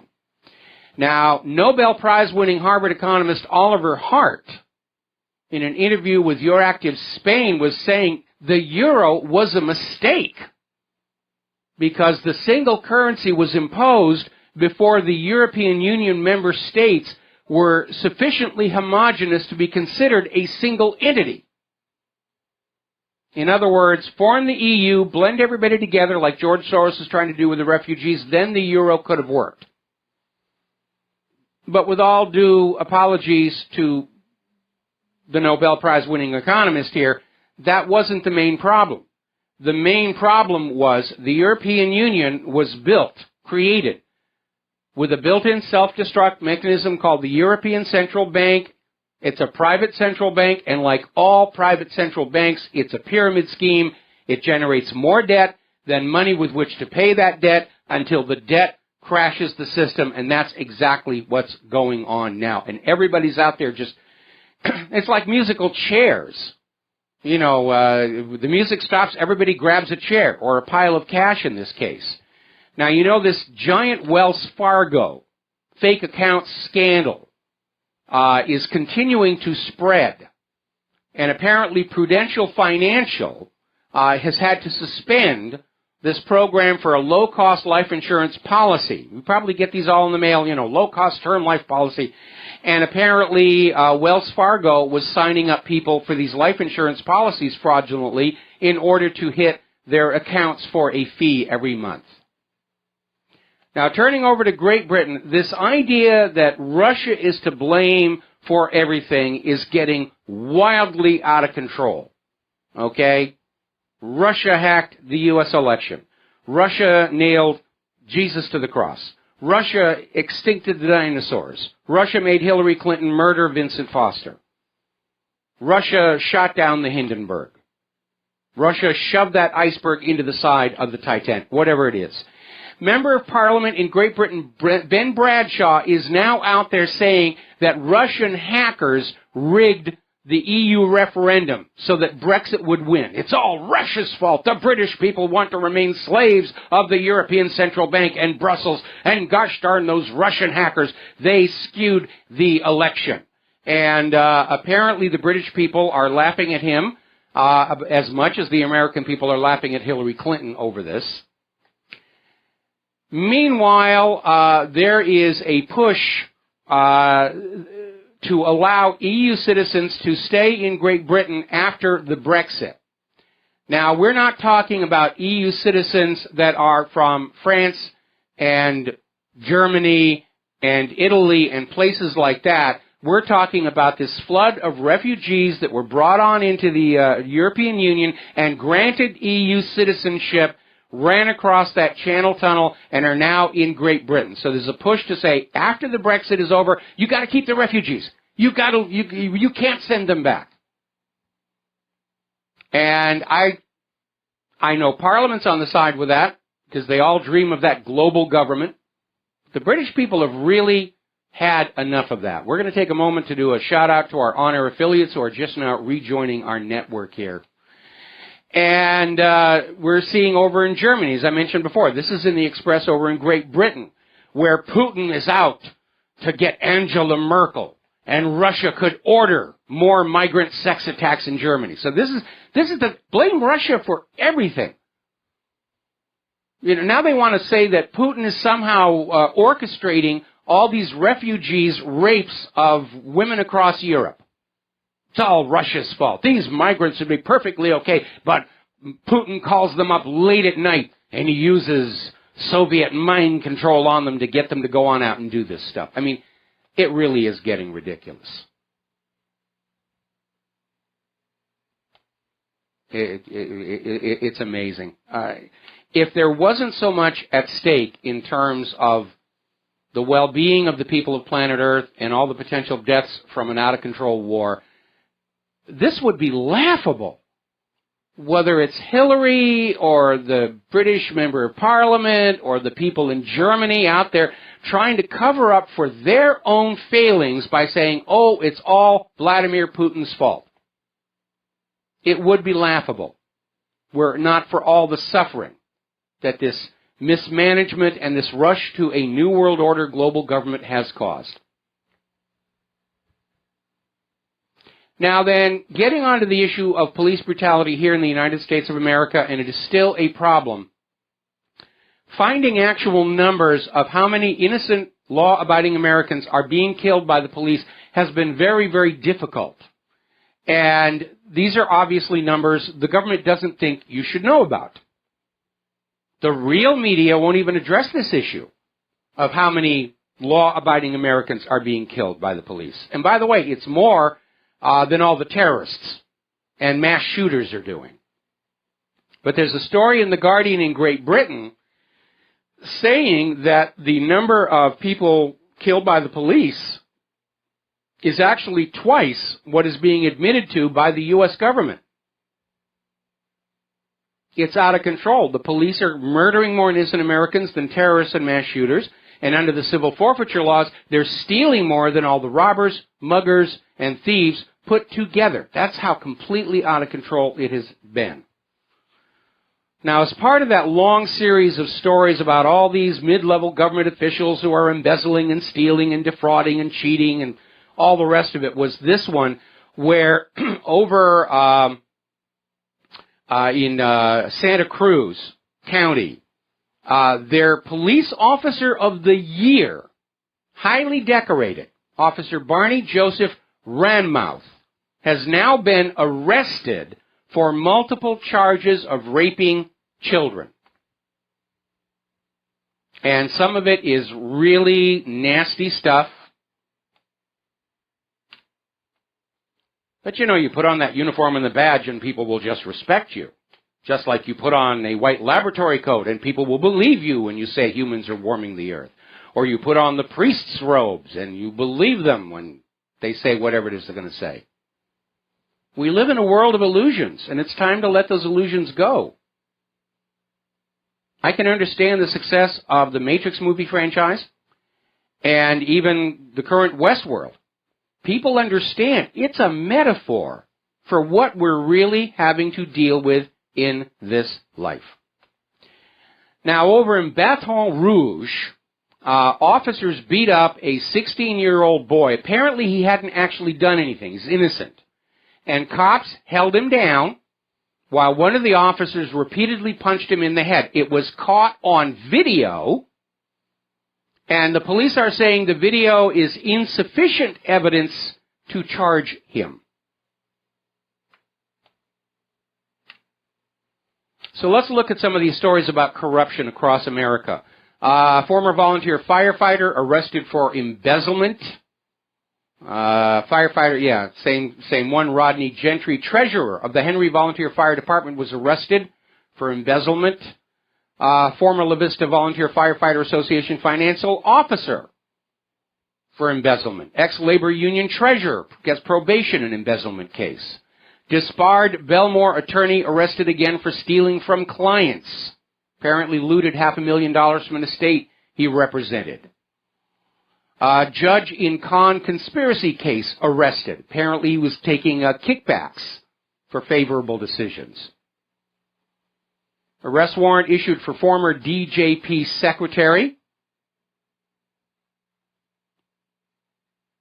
Officer caught embezzling, required to pay discounted restitution. He only has to pay back part of what he stole. Idaho Police Union president and wife arrested for heist on police union lodge. Minerva Town ex-worker charged with stealing public funds. Fort Myers city employee investigated for stealing from department.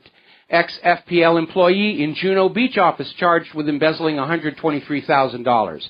Former fire chief accused of embezzling $3,000 from Cabarrus County Department. U.S. Air Force fire chief pleads guilty to embezzling over $100,000. Hancock County, Mississippi Fire District clerk charged with embezzling $25,000. Wrongful termination lawsuit alleges millions embezzled from public utility. Woman tried to blow the whistle and was fired on that. Let's see what else we have here. FBI investigates allegations of embezzlement against Compton's deputy treasury. Plymouth man charged with embezzlement from employee pension plan. Ex-county employee faces embezzlement charge. Human services employee arrested on embezzlement and related charges. City employee sentenced to 4 years for embezzlement. Former health employees charged with embezzlement. Food handler cards being recalled. This stuff all happened in the last month. A criminal government begets a criminal society. And this desperate need for pieces of paper and ink to keep our bankers happy, to keep their lordships, the lenders, happy, has destroyed what was best in the American character. Americans used to be a people who could be proud of being Americans. Moral, just, courageous, innovative. And we've been reduced to a population looking under each other's seat cushions for spare change. All because of private central banking. Now, the PC people are back out there. Apparently, Wonder Woman has now lost her job as honorary ambassador for the United Nations because she's white. And that sends the wrong message here. Now, apparently, and this story is coming out of the Daily Mail in Great Britain, advisors are being paid £200,000 to help train teachers to address their students in the classrooms with gender-neutral terms so that they don't offend transgenders. And we're talking about classes of 7-year-olds who I don't think even know what transgender is, let alone. But they're being told they may not use the terms boys or girls.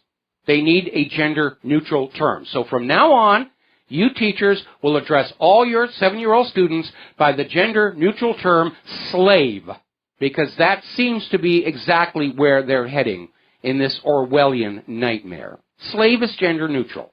So we're all going to be using that from now on.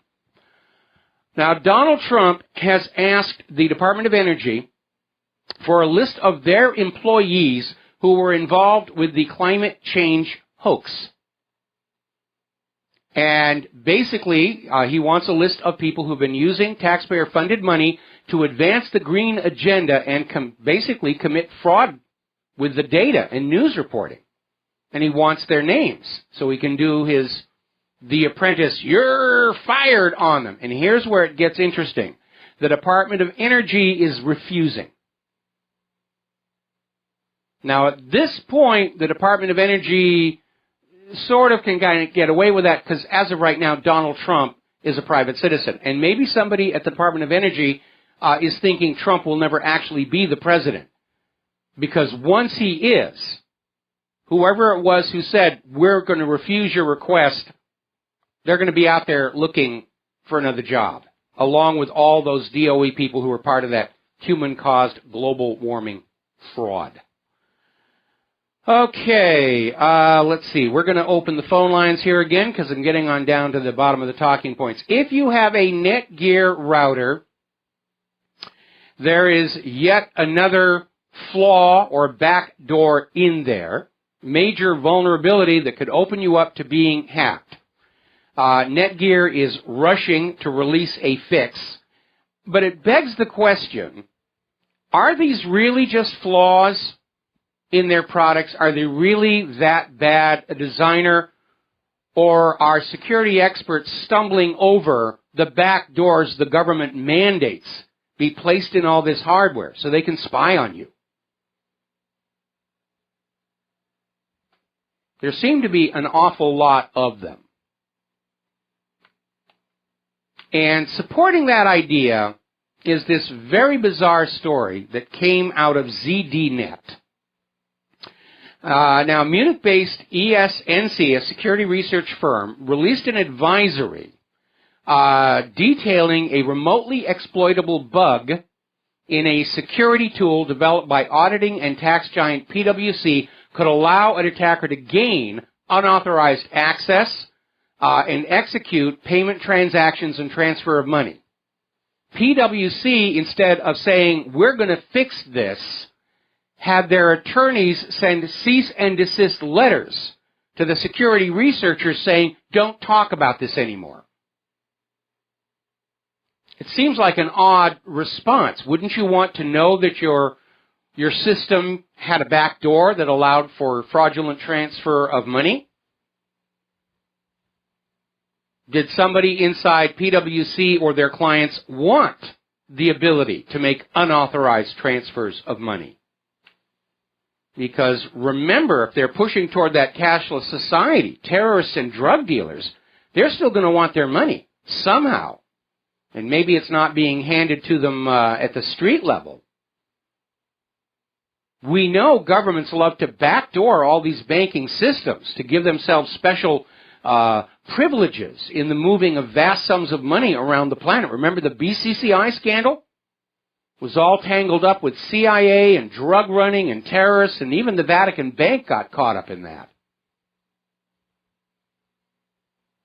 So here we have a company that writes auditing and tax software. Its security system has a hole in it through which people can make unauthorized payments and transfers. A security company points it out, and they sick the lawyers on him to say, shut up, don't talk about it. Was it a goof or an intentional backdoor for nefarious purposes? Wouldn't be the first time either.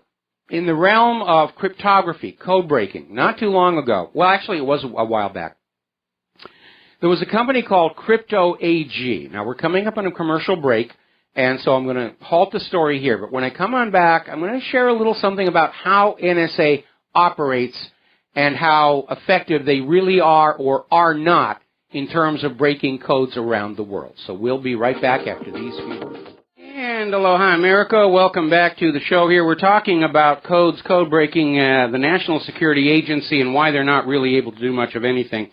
And as long as I'm talking about cryptography, I had to get out my Captain Midnight Secret Decoder badge, for those of you on BAM user. During World War II, probably most of you realize that Bletchley Park had the task of breaking the Enigma code, the German Enigma code, which was an amazing device here. Now, breaking a code is a two-step process. The first step is to define the methodology, the means by which the clear text and the key are combined to produce the encrypted message. Then you have to find the key itself. Of the two, the first is the hardest part, and that's what Alan Turing and his friends at Bletchley Park succeeded in doing. They went from that captured Enigma machine to figure out the methodology, and then Alan Turing built that machine, which they nicknamed the bomb because it was always ticking like it was about to explode, and they were able to read the German messages. Now, at the end of World War II, all the documentation at Bletchley Park was destroyed because Great Britain and the United States made presents of captured German Enigma machines to their friends around the world without bothering to mention that they could actually read the messages being encoded on these machines. Good friends. So fast forward a few years, and there's a company in Europe called Crypto AG, which is building a modern, updated version of Enigma. And the NSA went to the owner of the company and paid a generous sum of money to have a backdoor built into that machine. And when that finally surfaced, that was a big scandal. And we all know about the NSA key built into Microsoft's cyber infrastructure. They work with backdoors. They have to, especially in this day and age of computers. The reality is it's very easy to create systems of encryption the NSA can't defeat. And we actually proved that a few years back. We put out 6 encryption challenges here from the website, none of which were ever solved. And they weren't that difficult. I'm not an encryption expert, and I'm only a moderately decent programmer. It is possible. The way the NSA reads what you're doing is through backdoors. And so it begs the question, are all these flaws that are constantly being discovered by security researchers in routers and modems, are they just mistakes, or are they mandated backdoors so the government always has access to what you're doing? It's a legitimate question. Along with this question, are the ransomware writers who seem immune from the same U.S. government that insists they know that Russia hacked the election, are they working for the government? Sort of an online version of the police and civil forfeiture, just out there robbing and looting the population at will. That's a legitimate question as well. All right, we're going to take a phone call. Kyle in Pennsylvania. Aloha, welcome to the show. What's on your mind? Hey, Mike. Well, first, just on encryption, like any good secret, it's not about how difficult it is to crack. It's about how many people know what it is. Mm-hmm. More people who know the encryption, by definition, the easier it's going to be to crack. Mm-hmm. So you're right. If you, a buddy, family, a couple friends make up an encryption code, that's going to be a lot harder for anyone else to figure out than if you buy a popular, well-known one. Well, see, the point I was making is, and I'm going to keep you through the commercial break, so we're not going to rush here. The problem is, anything that you buy commercially probably has a backdoor in it. When DES was first put out, it was discovered it had a special packet in there that included your encryption key, encrypted with a key that only the NSA had. The same thing with the Clipper chip. That had a backdoor in it. When they were trying to sell Clipper and they were talking about the key escrow system, it was a complete and utter hoax because the encryption key for anything encoded by Clipper was inside the Clipper message. They didn't need to bother with any of that stuff. It was just a complete bluff to get you to use a government-mandated encryption system with a false promise that you had some kind of protection of your privacy, which you didn't. Kyle, stay on the line. I'm going to bring you right back after these words from our sponsors. And aloha, America. Welcome back to the show here. We're talking with Kyle in Pennsylvania about encryption, and you're absolutely right. The more people who have access to a system of encryption, the more vulnerable it becomes. They captured an Enigma off of a German submarine. The naval version of the Enigma actually only had 5 rotors to save room on the submarine, as opposed to the main Enigma, which had 6, but it was enough for them to figure out what's going on. But let's look at this in the context of the threat we are told the NSA is supposed to be dealing with, which are terrorists and occasionally drug criminals. Those are very, very small groups of people. And the fact of the matter is that if you are planning a major drug operation or a terrorist attack, the amount of effort needed to come up with a brand new, never seen before system of encryption is very minimal. That was the whole point of the exercise that I did a while back. And so this idea that they have to have access to all of our encryption to fight crime and terror is nonsense, because the real criminals and the real terrorists aren't using the systems of encryption that we, the people, are. But Mike, if you're not doing anything wrong, then you don't have anything to be afraid of, right? I mean, I absolutely do. I absolutely do. You're being facetious. I understand. I'm making a point out, but that's just yeah. I mean, that's the whole thing. You can't have it both ways. You know, I'm a private person here. I mean, Edward Snowden has already blown the whistle that NSA people will grab pictures off of your computer of your significant other in sexy poses and nude poses, and they probably, that Utah data center is now the largest private collection of amateur porn on the planet here. But I'll give you a real-world example of why I take my privacy very, very seriously. Back when I was working on the Lost TV series, I had to take a trip, and I took my business laptop with me, which had on it behind the scenes, not officially released photos from the set and the cast. And then went through TSA. TSA looked at the laptop and blah, blah, blah, blah, blah. And about a month later, those photos showed up on a fan's site, and I got into serious trouble. I could have lost my job. Because somebody at TSA saw the photos, put them on a jump disk, gave them to his friend who had a fan site, and they're off and running. And so I have a legitimate reason to keep my data private from a government that can't be trusted with it. Then you have incidents like the Seattle APEC, where U.S. government agents were literally breaking into computers of conference attendees, not to fight crime and terror, but to steal business secrets and give them to Bill Clinton's cronies. You know, the biggest danger to our data is the government itself, and we have every right under that Fourth Amendment to enforce privacy against a government that cannot be trusted with our personal data. And this is going back to the Enigma code. If you remember correctly, even though they had cracked the code and knew the majority of the Germans' movements and plans, there were certain things that they knew that were going to happen that they didn't stop, that they let bombings and attacks. Because they didn't want the Germans to know the code had been compromised. Yeah, that's one of the really hard decisions you have to make when you've penetrated somebody's communications. If you act on it, you run the risk of them realizing their communications are compromised.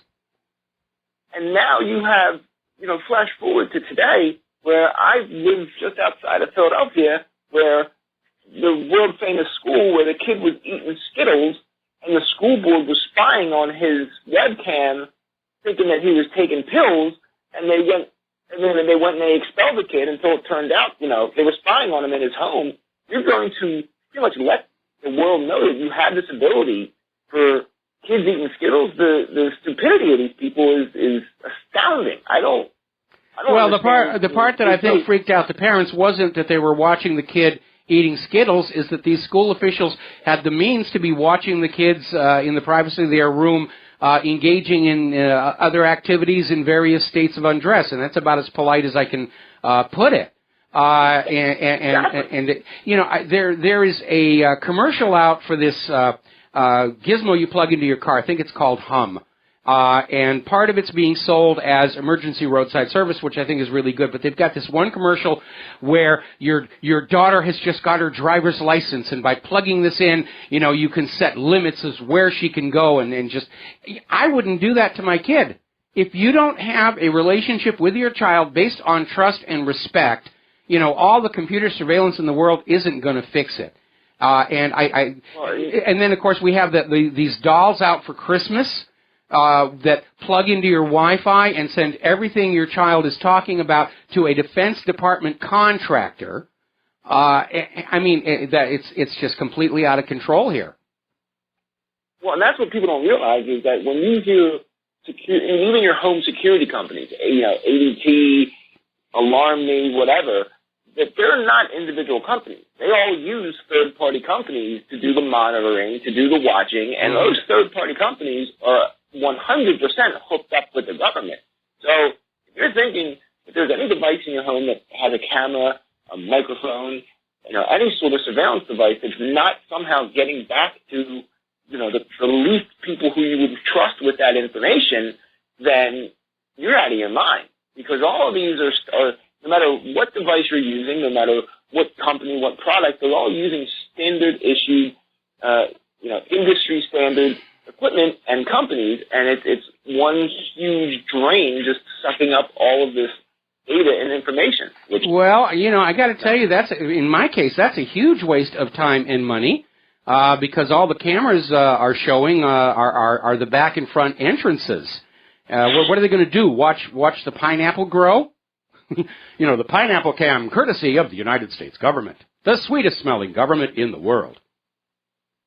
Well, I don't know if you've ever seen the movie The Good Shepherd. Oh yeah, I love it. They have a great scene where they go through and they have this. It's kind of a plot throughout the whole movie where they have just picture and slight audio of this place in I think Spain or whatever, and they analyze every little detail, the sound of the bells in the back, yes, a certain cupboard that's made, this and that, and even though the pineapple trees and the garden gnome. The people who are theoretically doing the analytics on this have the ability to glean a tremendous amount of information just from the smallest details. Yeah, but remember the storyline of The Good Shepherd? They were fed that photo on that tape as a tease, to tangle them up and get them looking at X while Y was going on to try and draw in and compromise somebody. In terms of a home security system, again, all they're going to know is when we're here and when we're not, and they already know that from our smartphones. And like I said, if they want to pay somebody to be looking through my security camera at my back porch, as the butterflies fly around, I'm opposed to this total surveillance. It doesn't really matter at the end of the day. Yeah, it doesn't really matter at the end of the day because they have satellites. They have satellites that can determine who you specifically are from the gait of your walk. They can look down on you and see who's walking, and they have the ability with facial recognition, the gait of your walk. Now, it's funny you should say that. It's funny you should say that because they just had a story on the TV about how Facebook has a new facial recognition system out, and they're saying it's 70% accurate. You couldn't go to court with a 70% assurance rate on that stuff. And they've had this facial recognition stuff going on in airports for all these years. They've never caught a real terrorist with it. They keep bagging all these innocent people that the system confuses for somebody else. And as far as the gait is concerned, if you stub your toe, twist your ankle, you're suffering from gout, your gait changes. And it strikes me as a huge waste of time and money, and maybe that's the whole point. The security industrial complex is all about grabbing more money and power and authority without needing to actually accomplish anything of any use. Certainly this idea that the NSA has all this money for these data centers to scoop up all the phone calls and the data of people who aren't actually doing anything, which complicates the problem of actually of analysis and finding anything. It seems to be more about the money and the power and the prestige than about actually getting anything done. And again, going back, if they've got all this wonderful technology, why can't they find those ransomware writers?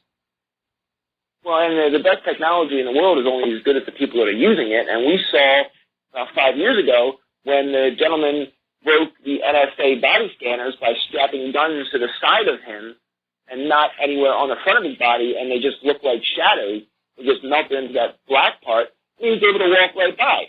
So, you can have the greatest technology in the world, but if you don't have, first of all, you're going to build a smarter mouse. You're going to get a smarter mouse. Basically, the stuff is designed and built to make money, not necessarily to actually do anything useful. Anyway, listen, Kyle, going to let you go. Got one more phone call we're going to take. Steve in California, aloha, welcome to the show. What's on your mind? Yeah, hey, Michael, I'm catching the show a little bit late. You may have already discussed this, but I'm just looking at the RBN website, and I'm trying to figure out this Michael Moore character. Seems like he was for Trump at one time. Now he's against Trump, and he's trying to organize a revolution against him and disrupt the whole inauguration process. What do you make of this guy? Well, I'd be very careful about using the word revolution because protests at an inauguration do not a revolution make. But all of these liberalologists are brushing up against existing United States law in terms of what they're doing, whether it's threatening the electors and so forth. But again, Moore seems to be part of this attempt to create this illusion that Donald Trump is an illegitimate president because a bunch of snowflakes and buttercups and crybabies are throwing tantrums on the ground. And the reality is that Donald Trump won the election by the rules everybody agreed to play by going on in, and now Hillary and the liberalologists are screaming that the rules must be changed retroactively to give them the victory. Apparently the participation trophy isn't good enough for Hillary. Right. Well, I noticed also, I think it was on one of the other websites, talked about how the Senate now, Mitch McConnell is trying to organize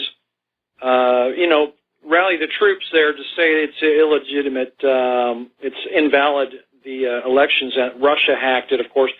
I'm blown away that, here the CIA has come out and said they show no proof, offer no proof to say that these allegations are true. The White House has even said, no, we don't have any proof.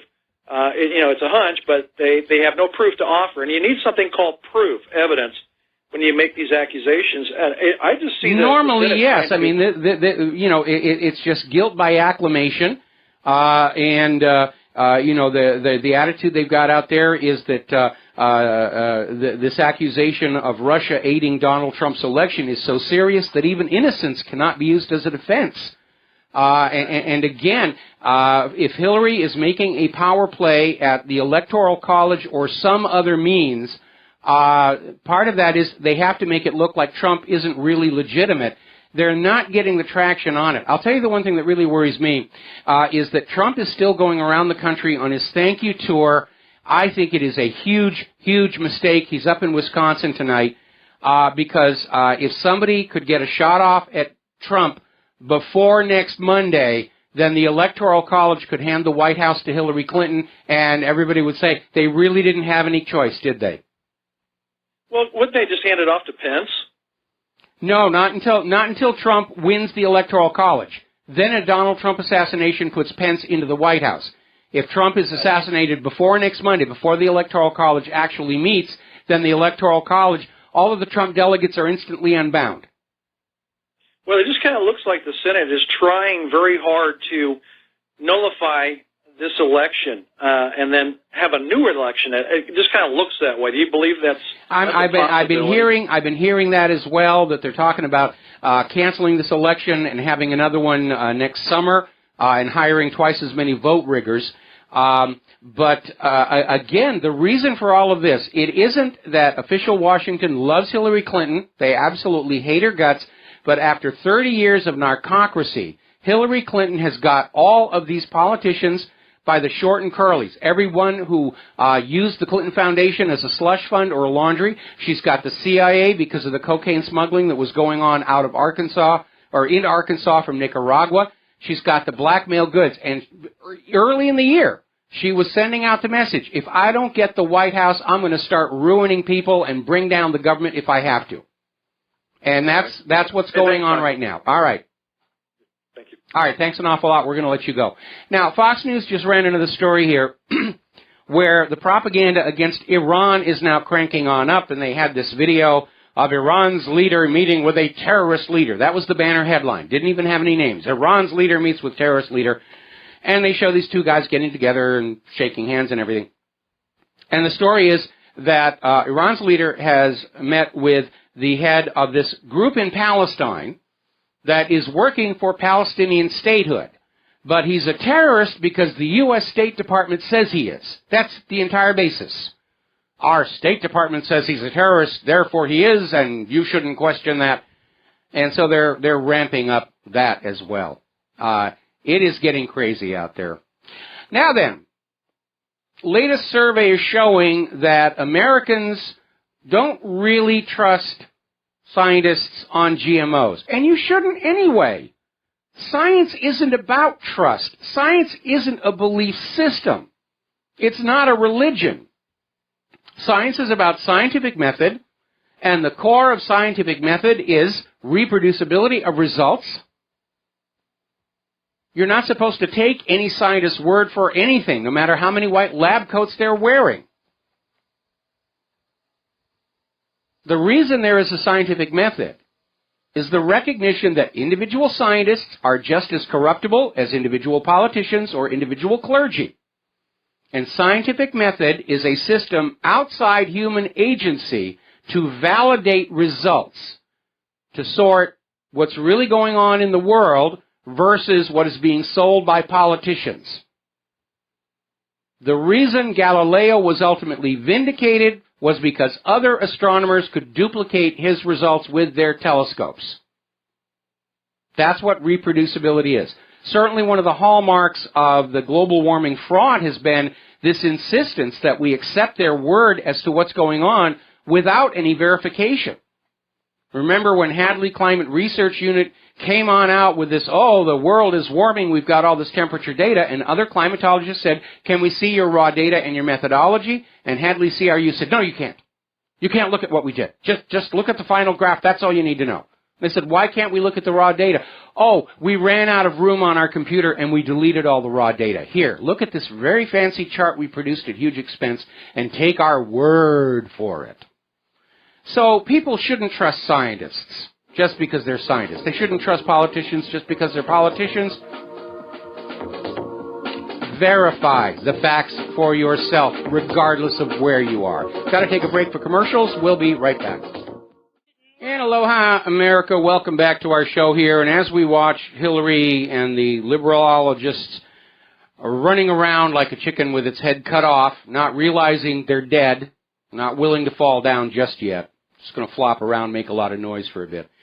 We need to remember that Thomas Jefferson once said that the highest duty of every American citizen is to keep themselves fully informed so they can make good choices, which is why it has been amazing to see the corporate media arguing the position that Americans should not have ever heard about how the DNC and Hillary cheated Bernie Sanders in the primary,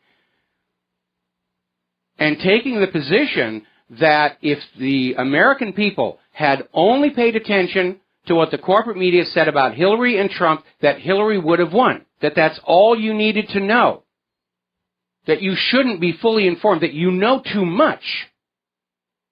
That's literally what they're saying. The corporate media and the government are worried that you, the American people, know too much. Certainly the thing that you know and should remember first and foremost is how much you've been lied to your entire lifetime. Saddam's nukes, Assad's sarin gas, Russia hacking the election, torpedoes in the Gulf of Tonkin, Spanish mine in Havana Harbor. The attack on the USS Liberty was poor eyesight and bad weather. Lusitania didn't have weapons. Pearl Harbor was a complete surprise. On and on and on. Humans are warming the planet. Vaccines are perfectly safe. How much more do you have to be lied to before you realize that's all this government and corporate media know how to do? And they're in a panic right now. Apparently, even this late in the evolution of the independent media, government and corporate media were still absolutely convinced that Americans only thought what corporate media told them to think. And Trump's landslide, overwhelming election fraud victory was the watershed, the wake-up call. And now they're in a panic because they know when it unravels, it's going to unravel all the way. All the lies will come on out. Talking about government lies, talking about government corruption and deception is now acceptable in polite company. And that's a very, very dangerous situation for the money junkies. Talking about how private central banking doesn't serve the country or its people. Talking about Wall Street fraud, which has become epidemic and constant, and people are now understanding it's always been that way. It's unraveling. And I keep seeing these parallels between what this nation is going through right now with the independent media and what the Soviet Union was going through with the samizdat just months before it all completely fell apart and they had an opportunity to start a new country called the Russian Republics. I'd like to see Trump in the White House. I'd like to see possibly this country changing course and going back. But it may all fall apart even with Trump in the White House. It certainly will if Hillary stages a soft coup. It will be the end of the United States as we have known it. There's the music. Time for me to get on out of here. I'm going to be back tomorrow on the Republic Broadcasting Network. Have yourself a good evening. Remember, you are part of the independent media. Take what you learn here. Take what you learn from the website. Share it with everybody that you know. Don't forget to check out the Pro Pure ads at Republic Broadcasting. There's a Christmas special going on right now, 25% off. We'll see you tomorrow. Aloha, America.